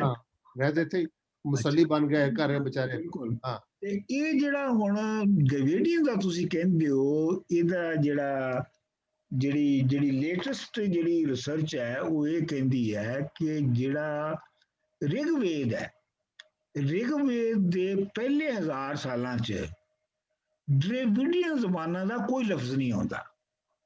ਹਾਂ, ਜਿਹਦਾ ਮਤਲਬ ਇਹ ਹੈ ਕਿ ਉਸ ਵੇਲੇ ਏਰੀਅਨਸ ਦੇ ਇਰਦ ਗਿਰਦ ਡਰਾਵਿਡੀਅਨ ਲੋਕ ਨਹੀਂ ਸਨ ਹੈਗੇ। ਇਹ 1000 ਸਾਲ ਤੋਂ ਬਾਅਦ ਡਰਾਵਿਡੀਅਨ ਦੇ ਲਫ਼ਜ਼ ਜਿਹੜੇ ਨੇ ਉਹ ਆਉਣੇ ਸ਼ੁਰੂ ਹੋਏ ਨੇ। ਅੱਛਾ, ਇਹਦੇ ਵਿੱਚ ਰਿਗਵੇਦ ਦੇ ਵਿੱਚ ਉਹਦੇ ਤੋਂ ਜਿਹੜਾ ਹੁਣ ਤੱਕ ਜਿਹੜੀ ਤਹਿਕੀਕ ਸਾਹਮਣੇ ਆਈ ਆ ਉਹ ਇਹ ਹੈ ਕਿ ਜਿਹੜੇ ਡਰਾਵਿਡੀਅਨ ਨੇ ਇਹ ਕਬੀਲੇ ਜਿਹੜੇ ਨੇ ਇਹ ਆਏ ਈਰਾਨ ਤੋਂ ਵਾਇਆ ਸਿੰਧ, ਲੇਕਿਨ ਇਹਨਾਂ ਦੀ ਪਹਿਲੇ ਆਬਾਦੀਆਂ ਜਿਹੜੀਆਂ ਨੇ ਉਹ ਸਾਊਥ ਇੰਡੀਆ 'ਚ ਮੌਜੂਦ ਸਨ। ਇਹ ਜਿਹੜੇ ਇੱਥੇ ਆਏ, ਇੱਥੋਂ ਦੀ ਗੁਜ਼ਰੇ, ਉਹ ਇੱਥੋਂ ਗੁਜ਼ਰ ਕੇ ਤੇ ਉਹ ਆਪਣਾ ਸਾਊਥ ਨੂੰ ਚਲੇ ਗਏ ਤੇ ਲੇਕਿਨ ਉਹ ਕਦੀ ਵੀ ਜਿਹੜਾ ਬੇਸਿਕ ਗੱਲ ਹੈ ਕਿ ਡਰਾਵਿਡੀਅਨ ਜਿਹੜੇ ਨੇ ਉਹ ਹੜੱਪਾ ਸਿਵਲਾਈਜੇਸ਼ਨ ਦੇ ਲੋਕ ਨਹੀਂ ਸਨ ਹੈਗੇ। ਹੜੱਪਾ ਸਿਵਲਾਈਜੇਸ਼ਨ ਦੇ ਲੋਕ ਆਪਣੇ ਵੱਖਰੀ ਤਰ੍ਹਾਂ ਦੇ ਲੋਕ ਸਨ ਜਿਨ੍ਹਾਂ ਨੂੰ ਮੈਂ ਮਲੋਹਾ ਕਹਿਣਾ ਹੈ। ਕਿਉਂਕਿ ਜਿਹੜੇ ਡਰਾਵਿਡੀਅਨ ਦਾ ਦੇਖੋ ਨਾ ਜੀ, ਜੇ ਡਰਾਵਿਡੀਅਨ ਇੱਥੇ ਸਨ ਇਸ ਜਗ੍ਹਾ ਤੇ ਉਹਦੇ ਕੋਈ ਨਾ ਕੋਈ ਤੇ ਰਿਫਲੈਕਸ਼ਨ ਹੋਣੀ ਚਾਹੀਦੀ ਹੈ ਨਾ। ਅੱਛਾ, ਫਿਰ ਪਿੱਛੇ ਮੇਰੇ ਦੋਸਤ ਦੀ ਬੇਟੀਆਂ ਨੇ ਆਪਣਾ DNA ਕਰਾਇਆ। ਉਹ ਮੇਰਾ ਦੋਸਤ ਜਿਹੜੇ ਨੇ ਹਿੰਦੂ ਨੇ ਸਿੰਧ ਦੇ ਥਰ ਦੇ, ਤੇ ਉਹਨਾਂ ਦਾ ਜਿਹੜਾ ਹੈ ਨਾ ਉਹ DNA ਦਾ ਰਿਜ਼ੈਂਬਲੈਂਸ ਸਾਊਥ ਨਾਲ ਬੜਾ ਮਿਲਿਆ, ਸਾਊਥ ਇੰਡੀਆ ਦੇ ਨਾਲ, ਔਰ ਸਾਊਥ ਇੰਡੀਅਨ ਦੇ ਨਾਲੋਂ ਤੱਕ 70% ਜਾ ਕੇ ਮਿਲਦਾ ਪਿਆ। ਉਹਦੀ ਦੋ ਵਜ੍ਹਾ ਹੋ ਸਕਦੀਆਂ ਨੇ। ਇੱਕ ਤੇ ਇਹ ਹੈ ਕਿ ਜਿਹੜੇ 70,000 ਸਾਲ ਪਹਿਲੇ ਜਿਹੜੇ ਲੋਕੀ ਆਏ ਇੱਥੇ 65,000 ਸਾਲਾਂ 'ਚ 65,000 BC 'ਚ ਪਹੁੰਚੇ। ਇੱਕ ਤੇ ਇਹ ਹੈ ਕਿ ਇਹ ਜਿਹੜੀ ਫੈਮਿਲੀ ਨੇ ਕਰਵਾਇਆ ਉਹਨਾਂ ਦਾ DNA ਉਹਨਾਂ ਦੇ ਨਾਲ ਮਿਲਦਾ ਹੈ ਤੇ ਸਾਊਦਰਨਸ ਦਾ ਵੀ ਉਹਨਾਂ ਦੇ ਨਾਲ ਮਿਲਦਾ ਹੈ। ਹਾਂਜੀ, ਇੱਕ ਤੇ ਉਹਦੀ ਵਜ੍ਹਾ ਇਹ ਹੋ ਸਕਦੀ ਹੈ। ਦੂਜੀ ਇਹ ਹੈ ਕਿ ਜਿਹੜੇ ਡਰਾਵਿਡੀਅਨਸ ਨੇ ਇੱਥੋਂ ਸਾਊਥ ਵੱਲ ਜਿਹੜੇ ਜਦੋਂ ਮਾਈਗ੍ਰੇਟ ਕੀਤਾ ਨਾ, ਉਹਨਾਂ ਦਾ ਹੀ ਹੋ ਸਕਦਾ ਤੇ ਉਹਨਾਂ ਨੇ ਉਹ ਰਸਤੇ ਦੇ ਵਿੱਚ ਰਹਿੰਦੇ ਵੀ ਗਏ ਨੇ ਔਰ ਰਸਤੇ ਦੇ ਵਿੱਚ ਉਹਨਾਂ ਨੇ ਛੋਟੇ ਮੋਟੇ ਕਸਬੇ ਤੇ ਸ਼ਹਿਰ ਵੀ ਆਬਾਦ ਕੀਤੇ। ਉਹਨਾਂ ਦੀ ਸਲਤਨਤ ਵੀ ਰਹੀ ਹੈ, ਤੁਸੀਂ ਦੱਸਿਆ ਸੀ ਉਹਦੇ ਨਾਲ ਲੜਾਈ ਵੀ ਹੈ। ਮਿਸਾਲ ਦੇ ਤੌਰ ਤੇ ਉਹ ਕਹਿੰਦੇ ਨੇ, ਹਾਂਜੀ, ਮਿਸਾਲ ਦੇ ਤੌਰ ਤੇ ਉਹ ਕਹਿੰਦੇ ਨੇ ਕਿ ਜਿਹੜੀ ਜਿੰਨਾ ਕਸਬਿਆਂ ਦੇ ਨਾਲ ਬਾਲੀ ਲੱਗਦਾ ਹੈ ਨਾ, ਜਿਵੇਂ ਆਹ ਬਾਲੀ ਹੈ, ਇਹ ਜਿਹੜਾ ਹੈ ਇਹ ਡਰਾਵਿਡੀਅਨ ਤੋਂ ਆਇਆ ਹੈ। ਇਹ ਸਪੈਕੂਲੇਸ਼ਨ ਹੈ ਉਹਨਾਂ ਦੀ, ਇਹ ਡਰਾਵਿਡੀਅਨ ਤੋਂ ਆਇਆ ਹੈ ਬਾਲੀ। ਤੇ ਜਿਹੜੇ ਬਾਲ ਜਾਂ ਬਾਲੀ ਵਾਲੇ ਜਿਹੜੇ ਰਸਤੇ ਦੇ ਵਿੱਚ ਸ਼ਹਿਰ ਉਹਨਾਂ ਬਣਾਏ, ਖੈਰ ਇਹ ਇੱਕ ਆਪਣੀ ਜਗ੍ਹਾ ਤੇ ਹੈ ਸਪੈਕੂਲੇਸ਼ਨ। ਲੇਕਿਨ ਬੇਸਿਕਲੀ ਡਰਾਵਿਡੀਅਨਸ ਦਾ ਜਿਹੜਾ ਸਿੰਧ ਸਿਵਲਾਈਜੇਸ਼ਨ, ਸਿੰਧ ਦੀ ਜਿਹੜੀ ਮੁੱਢਲੀ ਤਹਿਜ਼ੀਬ ਹੈ ਉਹਦੇ ਨਾਲ ਉਵੇਂ ਕੋਈ ਤਲਕ ਸਾਬਤ ਨਹੀਂ ਹੁੰਦਾ। ਇਹ ਜਿਵੇਂ ਬਾਕੀ ਗੱਪਾਂ ਨੇ ਨਾ, ਉਹ ਵੀ ਇੱਕ ਬਹੁਤ ਵੱਡੀ ਗੱਪ ਹੈ। ਹਾਂਜੀ, ਡਾਕਟਰ ਸਾਹਿਬ ਤੁਸੀਂ ਕਹਿੰਦੇ ਹੋ ਕਿ ਇੱਕ ਬਹੁਤ ਹੀ ਯੂਨੀਵਰਸਲ ਇਨਵਿਜ਼ੀਬਲ ਪ੍ਰਿੰਸੀਪਲ ਚੱਲਦਾ ਆ ਰਿਹਾ ਫਰੋਮ ਹੜੱਪਨ ਪੀਪਲ ਤੋਂ ਲੈ ਕੇ ਸਾਰੇ ਰਿਲੀਜਨਸ ਦੇ ਵਿੱਚ ਵੀ ਉਹ ਆਇਆ ਅੱਜ ਤੱਕ ਉਹ ਪ੍ਰਿੰਸੀਪਲ ਚੱਲ ਰਿਹਾ ਕੀ ਉਹ ਪ੍ਰਿੰਸੀਪਲ ਹੈ ਇਜ਼ ਇਟ ਦ ਮਟੀਰੀਅਲਿਸਟਿਕ ਔਰ ਫਿਲਾਸਫੀ ਜਾਂ ਕੀ ਨਹੀਂ ਉਹਦੀਆਂ ਦੋ ਫਾਰਮਸ ਨੇ ਹਾਂਜੀ ਫਾਰਮ ਹੈਗੀ ਹੈ ਆਰਗੇਨਾਈਜ਼ਡ ਰਿਲੀਜਨ ਦੇ ਵਿੱਚ ਆਰਗੇਨਾਈਜ਼ਡ ਰਿਲੀਜਨ ਦੇ ਵਿੱਚ ਉਹਦੀ ਫਾਰਮ ਇਹ ਹੈਗੀ ਹੈ ਕਿ ਉਹ ਇੱਕ ਐਕਸਟਰਨਲ ਐਂਟੀਟੀ ਹੈ ਯੂਨੀਵਰਸ ਤੋਂ ਆਲ ਪਾਵਰਫੁਲ ਐਕਸਟਰਨਲ ਐਂਟੀਟੀ ਹੈ ਜਿਹਨੂੰ ਅਸੀਂ ਕਹਿੰਦੇ ਆ ਬੇਸਿਕ ਕਾਜ਼ ਠੀਕ ਉਹ ਆਪਣੀ ਉਹਦੀ ਇੱਕ ਆਪਣੀ ਮਰਜ਼ੀ ਹੈ ਉਸ ਐਕਸਟਰਨਲ ਐਂਟੀਟੀ ਦੀ ਉਹ ਜਿਸ ਚੀਜ਼ ਨੂੰ ਉਹ ਯੂਨੀਵਰਸ ਨੂੰ ਚਲਾ ਰਿਹਾ ਜਿਵੇਂ ਵੀ ਮਰਜ਼ੀ ਉਹ ਚਲਾਵੇ ਤੇ ਉਹ ਚਲਾਉਂਦਾ ਚਲਾ ਜਾਂਦਾ ਹੈ ਮਿਸਾਲ ਦੇ ਤੌਰ ਦੇ ਉੱਤੇ ਜੇ ਉਹ ਕਿਸੇ ਨੂੰ ਬ੍ਰਾਹਮਣ ਪੈਦਾ ਕਰਦਾ ਤੇ ਬ੍ਰਾਹਮਣ ਪੈਦਾ ਕਰ ਦੇਵੇ ਜੇ ਕਿਸੇ ਨੂੰ ਸ਼ੂਦਰ ਪੈਦਾ ਕਰਦਾ ਤੇ ਸ਼ੂਦਰ ਪੈਦਾ ਕਰ ਦੇਵੇ ਯਾਨੀ ਬੰਦਿਆਂ ਦੇ ਹੱਥ ਵਿੱਚ ਨਹੀਂ ਹੈਗਾ ਕਿ ਉਹ ਬ੍ਰਾਹਮਣ ਪੈਦਾ ਹੋਣਗੇ ਕਿ ਸ਼ੂਦਰ ਪੈਦਾ ਹੋਣਗੇ ਇਹ ਉਸ ਐਕਸਟਰਨਲ ਹਸਤੀ ਦੇ ਹੱਥ ਦੇ ਵਿੱਚ ਹੈ ਸੋ ਲਿਹਾਜ਼ਾ ਜਿਹੜਾ ਆਰਗੇਨਾਈਜ਼ਡ ਰਿਲੀਜਨ ਹੈ ਉਹਦੇ ਵਿੱਚ ਯੂਨੀਵਰਸਲ ਹਸਤੀ ਜਿਹੜੀ ਹੈ ਉਹ ਐਕਸਟਰਨਲ ਹੈ ਇੱਥੇ ਇੰਨੀ ਤਾਂ ਗੱਲ ਸਮਝ ਆ ਗਈ ਇਹਨੂੰ ਤੁਸੀਂ ਗੋਡ ਕਹਿ ਸਕਦੇ ਹੋ ਜਾਂ ਹੋਰ ਕੀ ਕਹਿ ਸਕਦੇ ਕਿ ਮੁਖਤਲਿਫ ਮਜ਼ਮਾਂ ਚ ਉਹਦੇ ਮੁਖਤਲਿਫ ਨਾਂ ਨੇ ਜੋ ਮਰਜ਼ੀ ਕਹਿ ਦਿਓ ਅੱਛਾ ਠੀਕ ਕਹਿ ਸਕਦੇ ਹੋ ਇਹਨੂੰ ਤੁਸੀਂ ਭਗਵਾਨ ਵੀ ਕਹਿ ਸਕਦੇ ਹੋ ਇਹਨੂੰ ਤੁਸੀਂ ਅੱਲਾਹ ਤਾਲਾ ਵੀ ਕਹਿ ਸਕਦੇ ਹੋ ਇਹਨੂੰ ਤੁਸੀਂ ਰੱਬ ਵੀ ਕਹਿ ਸਕਦੇ ਹੋ ਠੀਕ ਹੈ ਅੱਛਾ ਇੱਕ ਜਿਹੜਾ ਯੂਨੀਵਰਸਲ ਪ੍ਰਿੰਸੀਪਲ ਦਾ ਵਖਾਲਾ ਹੈ ਉਹ ਤੇ ਇਹ ਹੈਗਾ ਦੂਜਾ ਵਖਾਲਾ ਜਿਹੜਾ ਹੈਗਾ ਕਿ ਉਹ ਜਿਹੜੀ ਯੂਨੀਵਰਸਲ ਹਸਤੀ ਹੈ ਉਹ ਕੋਈ ਐਕਸਟਰਨਲ ਨਹੀਂ ਹੈਗੀ ਉਹ ਇਨਸਾਨਾਂ ਜਾਂ ਇਸ ਸੰਸਾਰ ਦੇ ਅੰਦਰ ਹੀ ਦੀਆਂ ਤਾਕਤਾਂ ਨੇ ਮਟੀਰੀਅਲ ਤਾਕਤਾਂ ਨੇ ਜਿਹੜੀਆਂ ਇੱਕ ਦੂਜੇ ਨਾਲ ਇੰਟਰੈਕਟ ਕਰਦੀਆਂ ਨੇ ਉਹਨਾਂ ਦੇ ਨਤੀਜੇ ਦੇ ਤੌਰ ਦੇ ਉੱਤੇ ਸੰਸਾਰ ਦੇ ਵਿੱਚ ਹਰਕਤ ਹੁੰਦੀ ਹੈ ਸੰਸਾਰ ਦੇ ਵਿੱਚ ਚੀਜ਼ਾਂ ਜੰਮਦੀਆਂ ਨੇ ਸੰਸਾਰ ਵਿੱਚ ਚੀਜ਼ਾਂ ਮਰਦੀਆਂ ਨੇ ਜਿਵੇਂ ਮੈਂ ਤੁਹਾਨੂੰ ਬੁੱਲੇ ਸ਼ਾਹ ਦੀ ਕਾਫੀ ਸੁਣਾਈ ਸੀ ਮਾਟੀ ਕੁਦਮ ਕਰਿੰਦੀ ਹੋ ਯਾਰ ਮਾਟੀ ਜੋੜਾ ਮਾਟੀ ਘੋੜਾ ਮਾਟੀ ਦਾ ਸਵਾਰ ਵਗੈਰਾ ਵਗੈਰਾ ਠੀਕ ਹੈ ਸੋ ਉਹ ਜਿਹੜਾ ਪ੍ਰਿੰਸੀਪਲ ਹੈ ਉਹ ਯੂਨੀਵਰਸਲ ਹੈ ਲੇਕਿਨ ਉਹ ਐਕਸਟਰਨਲ ਨਹੀਂ ਹੈ ਉਹ ਬਾਹਰ ਨਹੀਂ ਇਨਸਾਨਾਂ ਤੋਂ ਬੈਠਾ ਹੈ ਉਹ ਸੰਸਾਰ ਤੋਂ ਬਾਹਰ ਨਹੀਂ ਹੈ ਠੀਕ ਹੈ ਹਾਂਜੀ ਹੋਰ ਕੋਈ ਸਵਾਲ ਡਾਕਟਰ ਸਾਹਿਬ ਇੱਕ ਡਿਫਰੈਂਟ ਟੌਪਿਕ ਸੀ ਥੋੜਾ ਜਿਹਾ ਵਿਚਾਰ.com ਨਾ ਵੈਬਸਾਈਟ ਚੱਲ ਨਹੀਂ ਰਹੀ ਕੁਝ ਪ੍ਰੋਬਲਮ ਹੈ ਕਿ ਉਹਦਾ ਪ੍ਰੋਬਲਮ ਇਹ ਹੋ ਗਿਆ ਕਿ ਉਹ ਜਿਹੜੇ ਦੇ ਹੋਸਟ ਸਨ ਨਾ ਸਾਡੇ ਉਹਨਾਂ ਨੇ ਉਹਦਾ ਸਕ੍ਰਿਪਟ ਬਦਲ ਦਿੱਤਾ ਉਹ ਅੱਛਾ ਰੀਇਨਸਟੇਟ ਨਹੀਂ ਹੋ ਰਹੀ ਉਹ ਬਹੁਤ ਕੋਸ਼ਿਸ਼ਾਂ ਮੈਂ ਕਰ ਰਿਹਾ ਹਾਂ ਲੇਕਿਨ ਇਹ ਹੈ ਕਿ ਜਾਂ ਤਾਂ ਉਹ ਜਿਹੜੇ ਕਹਿੰਦੇ ਨੇ ਸੀ ਕਰਕੇ ਮਹਿੰਗੇ ਬਹੁਤ ਨੇ ਜਿਹੜੇ ਕਰਕੇ ਦਿੰਦੇ ਨੇ ਉਹਨੂੰ ਲਮਕਾਈ ਜਾ ਰਹੇ ਨੇ ਉਹਨੂੰ ਗੱਲ ਨੂੰ ਲੇਕਿਨ ਹੋਏਗੀ ਤੇ ਜ਼ਰੂਰ ਰੀਹੈਬਿਲਿਟੇਟ ਤਾਂ ਹੋਏਗੀ ਹਾਂ ਕਿਉਂਕਿ ਉੱਥੇ ਨਾ ਪੜ੍ਹਨ ਵਾਲਾ ਬੜਾ ਕੁਝ ਸੀਗਾ ਬਹੁਤ ਸਮਾਨ ਸੀ ਉੱਥੇ ਉਹ ਤੇ ਮਤਲਬ ਕੋਈ ਉਹ ਕੋਈ ਉਹ ਕਹਿੰਦੇ ਨੇ ਨਾ ਜਿਹੜੇ ਕਰਨ ਵਾਲੇ ਨੇ ਉਹ ਕਹਿੰਦੇ ਨੇ ਇਹ ਕੋਈ 90 ਗੀਗਾਬਾਈਟ ਦਾ ਡੇਟਾ ਹੈ ਤੁਹਾਡਾ ਤੇ ਇਹਨੂੰ ਰੀਆਰਗਨਾਈਜ਼ ਕਰਨਾ ਜਿਹੜਾ ਹੈ ਉਹ ਕੋਈ ਸੌਖਾ ਕੰਮ ਨਹੀਂ ਹੈਗਾ ਅੱਛਾ ਇਹ ਮਸਲਾ ਹੈ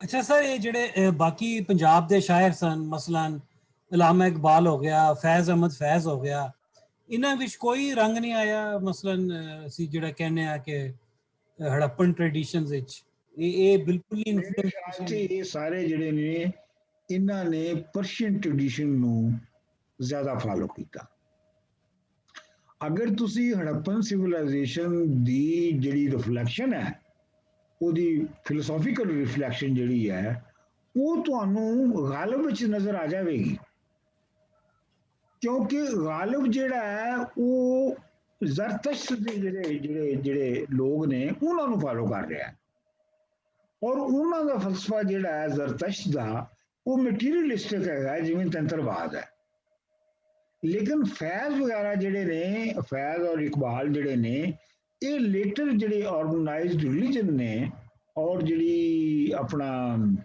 ਪਰਸ਼ੀਅਨ ਅਰਬਿਕ ਜਿਹੜੀ ਟ੍ਰੈਡੀਸ਼ਨ ਹੈ ਇਹ ਉਹਨੂੰ ਫਾਲੋ ਕਰ ਰਹੇ ਨੇ, ਇਸ ਵਾਸਤੇ ਇਹਨਾਂ ਦੇ ਵਿੱਚੋਂ ਆਇਆ ਨਹੀਂ ਹੈ ਅਨਫੋਰਚੂਨੇਟਲੀ।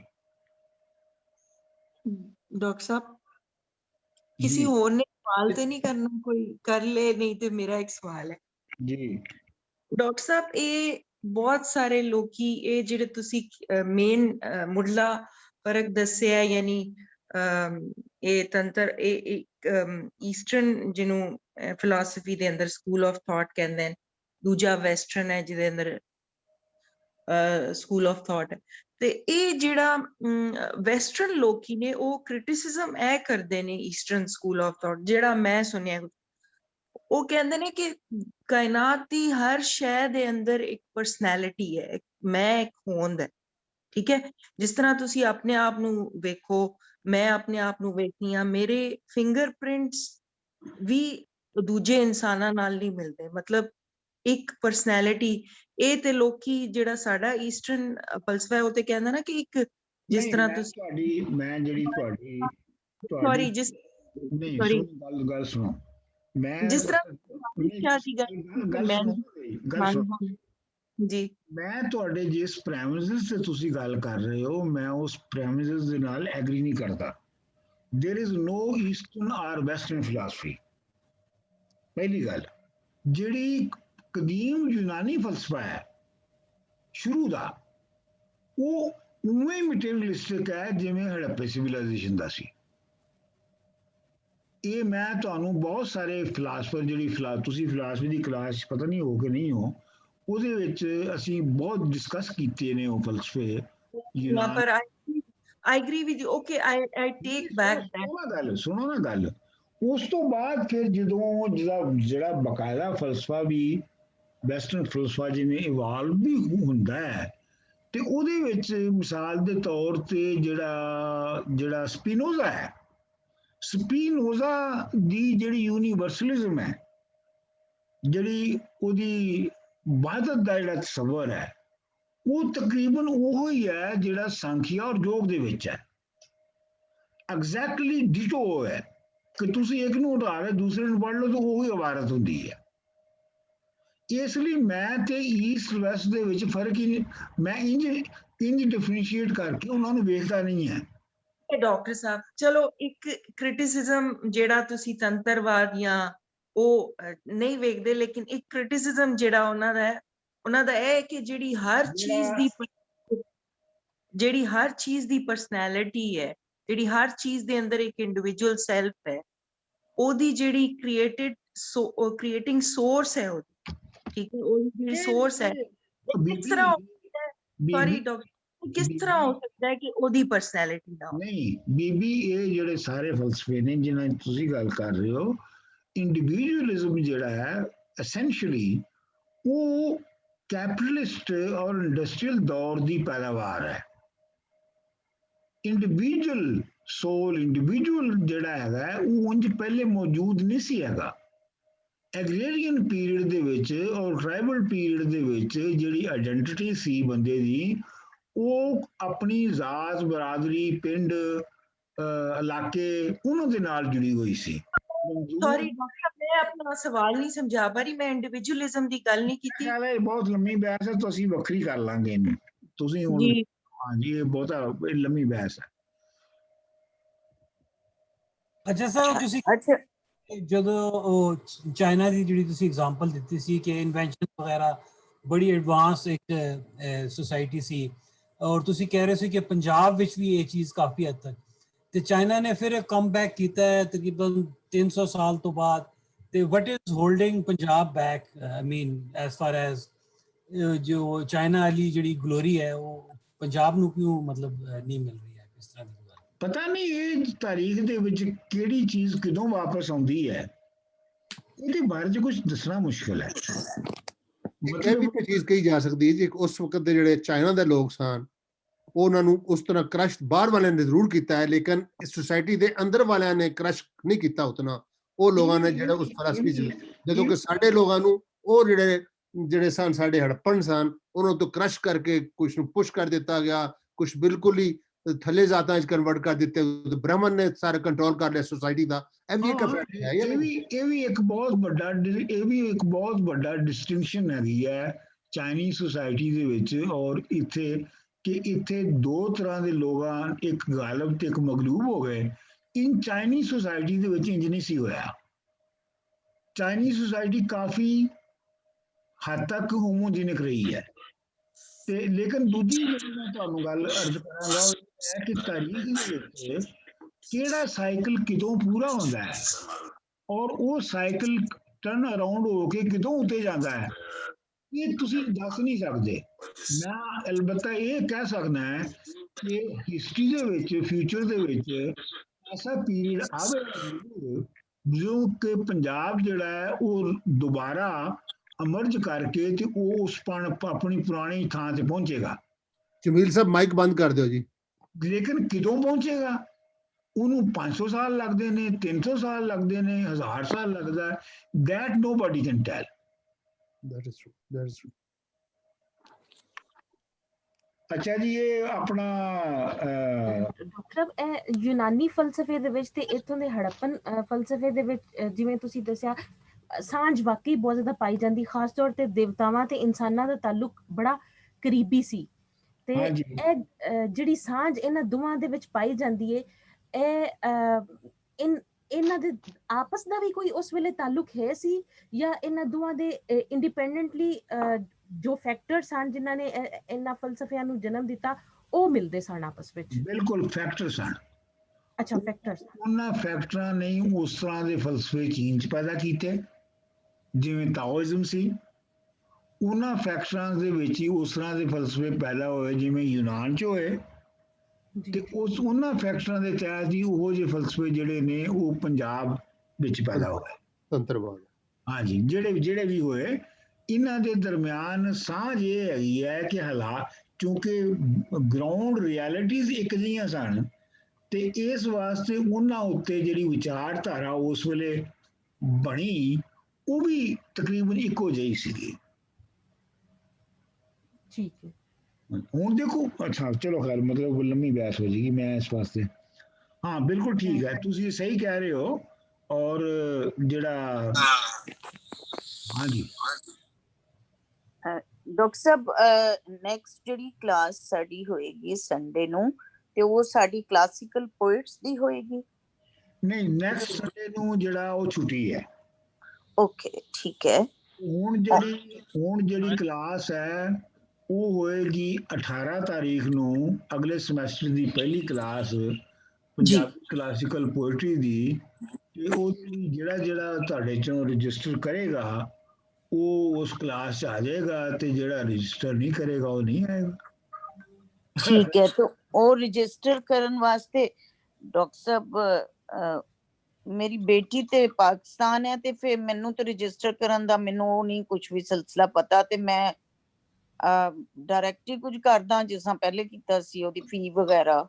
ਬਹਰਹਾਲ ਇਹ ਹੈ ਕਿ ਉਹ ਹੁਣ ਤੁਸੀਂ ਆਪਣੀ ਧੀ ਨੂੰ ਕਹੋ ਉੱਥੋਂ ਬੈਠ ਕੇ ਯੂਨੀਵਰਸਿਟੀ ਦੀ ਵੈਬਸਾਈਟ ਤੇ ਜਾ ਕੇ ਤੁਹਾਨੂੰ ਰਜਿਸਟਰ ਕਰ ਦੇਵੇ।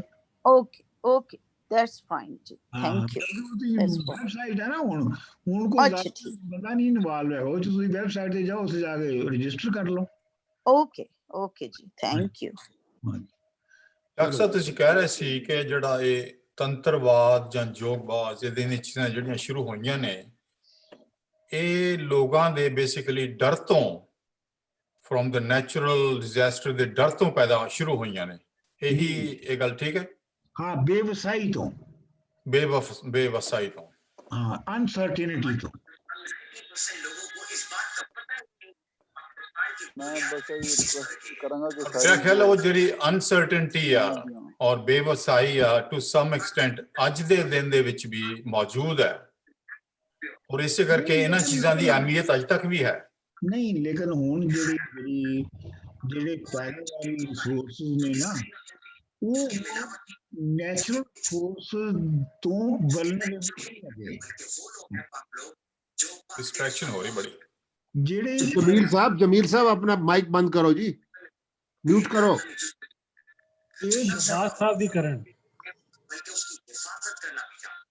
ਇਹ ਕੌਣ ਹੈ ਜਿਨ੍ਹਾਂ ਦਾ ਮਾਈਕ ਖੁੱਲਾ ਹੈ? ਇਹ ਮੇਰਾ ਜਮੀਲ ਸਾਹਿਬ ਹੈ, ਉਹਨਾਂ ਪੱਕੇ नहीं सर, शहबाज साहब ने, शहबाज साहब जो है। शहबाज साहब बंद करो। अच्छा, ਤੇ ਹਾਂਜੀ। ਗੱਲ ਇਹ ਹੈਗੀ ਹੈ ਕਿ ਕੀ ਗੱਲ ਹੋ ਰਹੀ ਸੀ ਜੀ ਆਪਣਾ ਇਹ ਅਮਰਜੀਤ? ਡਰ ਤੋਂ ਚੀਜ਼ਾਂ ਪੈਦਾ ਹੋਈਆਂ ਨੇ। ਜਿਹੜਾ ਸੀ ਨਾ ਐਗਰੇਰੀਅਨ, ਜਿਹੜੀ ਐਗਰੇਰੀਅਨ ਜਿਹੜੀ ਸੁਸਾਇਟੀ ਦਾ ਸ਼ੁਰੂਆਤ ਸਨ, ਉਹਨਾਂ ਦੇ ਵਿੱਚ ਅਨਸਰਟੇਨਿਟੀ ਜਿਹੜੀ ਸੀ ਉਹ ਬਹੁਤ ਜ਼ਿਆਦਾ ਸੀਗੀ ਕਿ ਫਸਲ ਹੈ, ਦਾਣੇ ਨੇ ਉਗਣਾ ਕਿ ਨਹੀਂ ਉਗਣਾ। ਦੇਖੋ ਨਾ, ਤੁਸੀਂ ਅਸੀਂ ਤੇ ਇੰਝ ਸਮਝਦੇ ਹਾਂ ਕਿ ਜਿਵੇਂ ਇਨਸਾਨਾਂ ਨੂੰ ਹਮੇਸ਼ਾ ਤੋਂ ਇਹ ਪਤਾ ਸੀ ਕਿ ਚੀਜ਼ਾਂ ਕਿਵੇਂ ਜੰਮਦੀਆਂ ਨੇ, ਬੰਦਾ ਕਿਵੇਂ ਜੰਮਦਾ ਤੇ ਫਸਲਾਂ ਕਿਵੇਂ ਜੰਮਦੀਆਂ ਨੇ। ਇੰਝ ਨਹੀਂ ਹੈ। ਜਿਹੜੇ ਸ਼ੁਰੂ ਦੇ ਵਿੱਚ ਤੇ ਇਨਸਾਨ ਨੂੰ ਇਹ ਵੀ ਨਹੀਂ ਸੀ ਪਤਾ ਕਿ ਇਨਸਾਨੀ ਬੱਚਾ ਕਿਵੇਂ ਜੰਮਦਾ ਹੈ, ਔਰ ਬੜੀ ਦੇਰ ਤੱਕ ਇਹ ਸਮਝਿਆ ਜਾਂਦਾ ਰਿਹਾ ਕਿ ਜਿਹੜਾ ਇਨਸਾਨੀ ਬੱਚਾ ਹੈ ਔਰਤ ਦੀਆਂ ਛਾਤੀਆਂ ਵਿੱਚੋਂ ਜੰਮਦਾ ਹੈ। ਇਹ ਇਨਸਾਨ ਨੂੰ ਜਿਹੜੇ ਇਹ ਸਾਰੇ ਪ੍ਰੋਸੈਸਸ ਨੇ, ਇਹਨਾਂ ਦੀ ਜਿਹੜੀ ਅਵੇਅਰਨੈਸ ਹੈ ਉਹ ਬਹੁਤ ਬਾਅਦ ਦੇ ਵਿੱਚ ਆਈ। ਦਾਣੇ ਦਾ ਜਿਹੜਾ ਉਗਣਾ ਹੈ ਸ਼ੁਰੂ ਦੇ ਵਿੱਚ, ਜਦੋਂ ਔਰਤਾਂ ਨੇ ਜਿਹੜੀ ਵਾਈ ਬੀਜੀ ਹੈ ਉਹਦੀ ਮੁੱਢ ਰੱਖਿਆ, ਤੇ ਦਾਣੇ ਦਾ ਬੀਜਣਾ ਤੇ ਦਾਣੇ ਦਾ ਉਗਣਾ ਤੇ ਦਾਣੇ ਦਾ ਆਪਣਾ ਵਧਣਾ, ਯਾਨੀ ਪੌਦੇ ਦਾ ਵਧਣਾ ਜਿਹੜਾ ਹੈ ਪਲਾਂਟ ਦਾ, ਇਹ ਇੱਕ ਤਰ੍ਹਾਂ ਦਾ ਉਹਨਾਂ ਲਈ ਮਿਰੇਕਲ ਸੀਗਾ, ਸਟਨਿੰਗ ਮਿਰੇਕਲ, ਜਿਹਨੂੰ ਸਮਝ ਨਹੀਂ ਸਕਦੇ ਕਿ ਕਿਵੇਂ ਹੋ ਰਿਹਾ ਹੈ। ਇਸ ਵਾਸਤੇ ਉਹ ਜਿਹੜੇ ਸਾਰੀਆਂ ਉਹਨਾਂ ਨੇ ਜਿਹੜੀਆਂ ਟ੍ਰੈਡੀਸ਼ਨ ਬਣੀਆਂ ਔਰ ਜਿਹੜੀਆਂ ਰਿਚੁਅਲਸ ਬਣੀਆਂ ਉਸ ਵੇਲੇ, ਉਹ ਰਿਚੁਅਲ ਸਨ ਕਿ ਜਿਵੇਂ ਔਰਤਾਂ ਮਸਲਨ ਕਿ ਜੇ ਔਰਤਾਂ ਬੀਜਣਗੀਆਂ ਦਾਣਾ ਤੇ ਉਹ ਚੰਗਾ ਹੋਏਗਾ, ਜਾਂ ਜਿਹੜੀ ਮੇਲ ਫੀਮੇਲ ਹੈ ਉਹਨਾਂ ਦੇ ਜੁਸਤੀ ਹੋਣ ਨਾਲ ਉਹਨਾਂ ਦੇ ਇੰਟਰਕੋਰਸ ਦਾ ਤਲਕ ਹੈਗਾ ਦਾਣੇ ਦੇ ਜੰਮਣ ਨਾਲ। ਤੇ ਇਸ ਤਰ੍ਹਾਂ ਦੀਆਂ ਰਿਚੁਅਲ ਬਣੀਆਂ ਕਿ ਜਦੋਂ ਫਸਲ ਬੀਜੀ ਜਾਂਦੀ ਸੀ ਤੇ ਉਹ ਆਪਣਾ ਉਹਦਾ ਖਾਸ ਤੌਰ ਤੇ ਬੰਦੋਬਸਤ ਕੀਤਾ ਜਾਂਦਾ ਸੀ ਇਸ ਤਰ੍ਹਾਂ ਦੇ ਐਕਸ਼ਨ ਦਾ।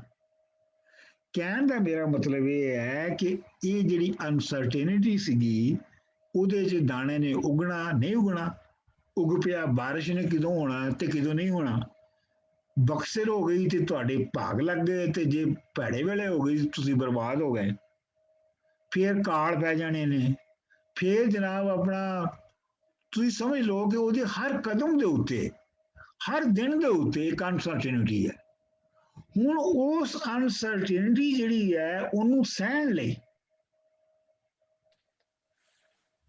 ਸਹਿਣ ਲਈ ਬੰਦੇ ਨੂੰ ਕੋਈ ਆਪਣੇ ਹੌਸਲੇ ਲਈ ਕੋਈ ਚੀਜ਼ ਚਾਹੀਦੀ ਸੀ, ਕੋਈ ਫਲਸਫਾ ਚਾਹੀਦਾ ਸੀ, ਕੋਈ ਵਿਚਾਰ ਚਾਹੀਦਾ ਸੀ। ਹੁਣ ਜਿਹੜਾ ਤੰਤਰਵਾਦ ਹੈ ਜਾਂ ਯੋਗ ਹੈ ਜਾਂ ਜਾਦੂ ਹੈ, ਤੁਹਾਨੂੰ ਤੇ ਮੈਨੂੰ ਪਤਾ ਹੈ ਕਿ ਜਾਦੂ ਦੇ ਨਾਲ ਕੁਝ ਵੀ ਨਹੀਂ ਹੁੰਦਾ। ਜਾਦੂ ਦੇ ਨਾਲ ਯੂਨੀਵਰਸ ਤੇ ਨਹੀਂ ਤਬਦੀਲ ਹੁੰਦਾ, ਸਹੀ ਗੱਲ ਹੈ ਨਾ। ਲੇਕਿਨ ਜਿਹੜੀ ਉਸ ਸੁਸਾਇਟੀ ਦੇ ਲੋਕ ਨੇ, ਈਵਨ ਜਿਸ ਸੁਸਾਇਟੀ 'ਚ ਮੈਂ ਪੈਦਾ ਹੋਇਆ ਸਾਂ, ਉਸ ਸੁਸਾਇਟੀ ਦੇ ਵਿੱਚ ਉਹ ਹਕੀਕਤ ਹੈਗੀ ਹੈ ਜਾਦੂ।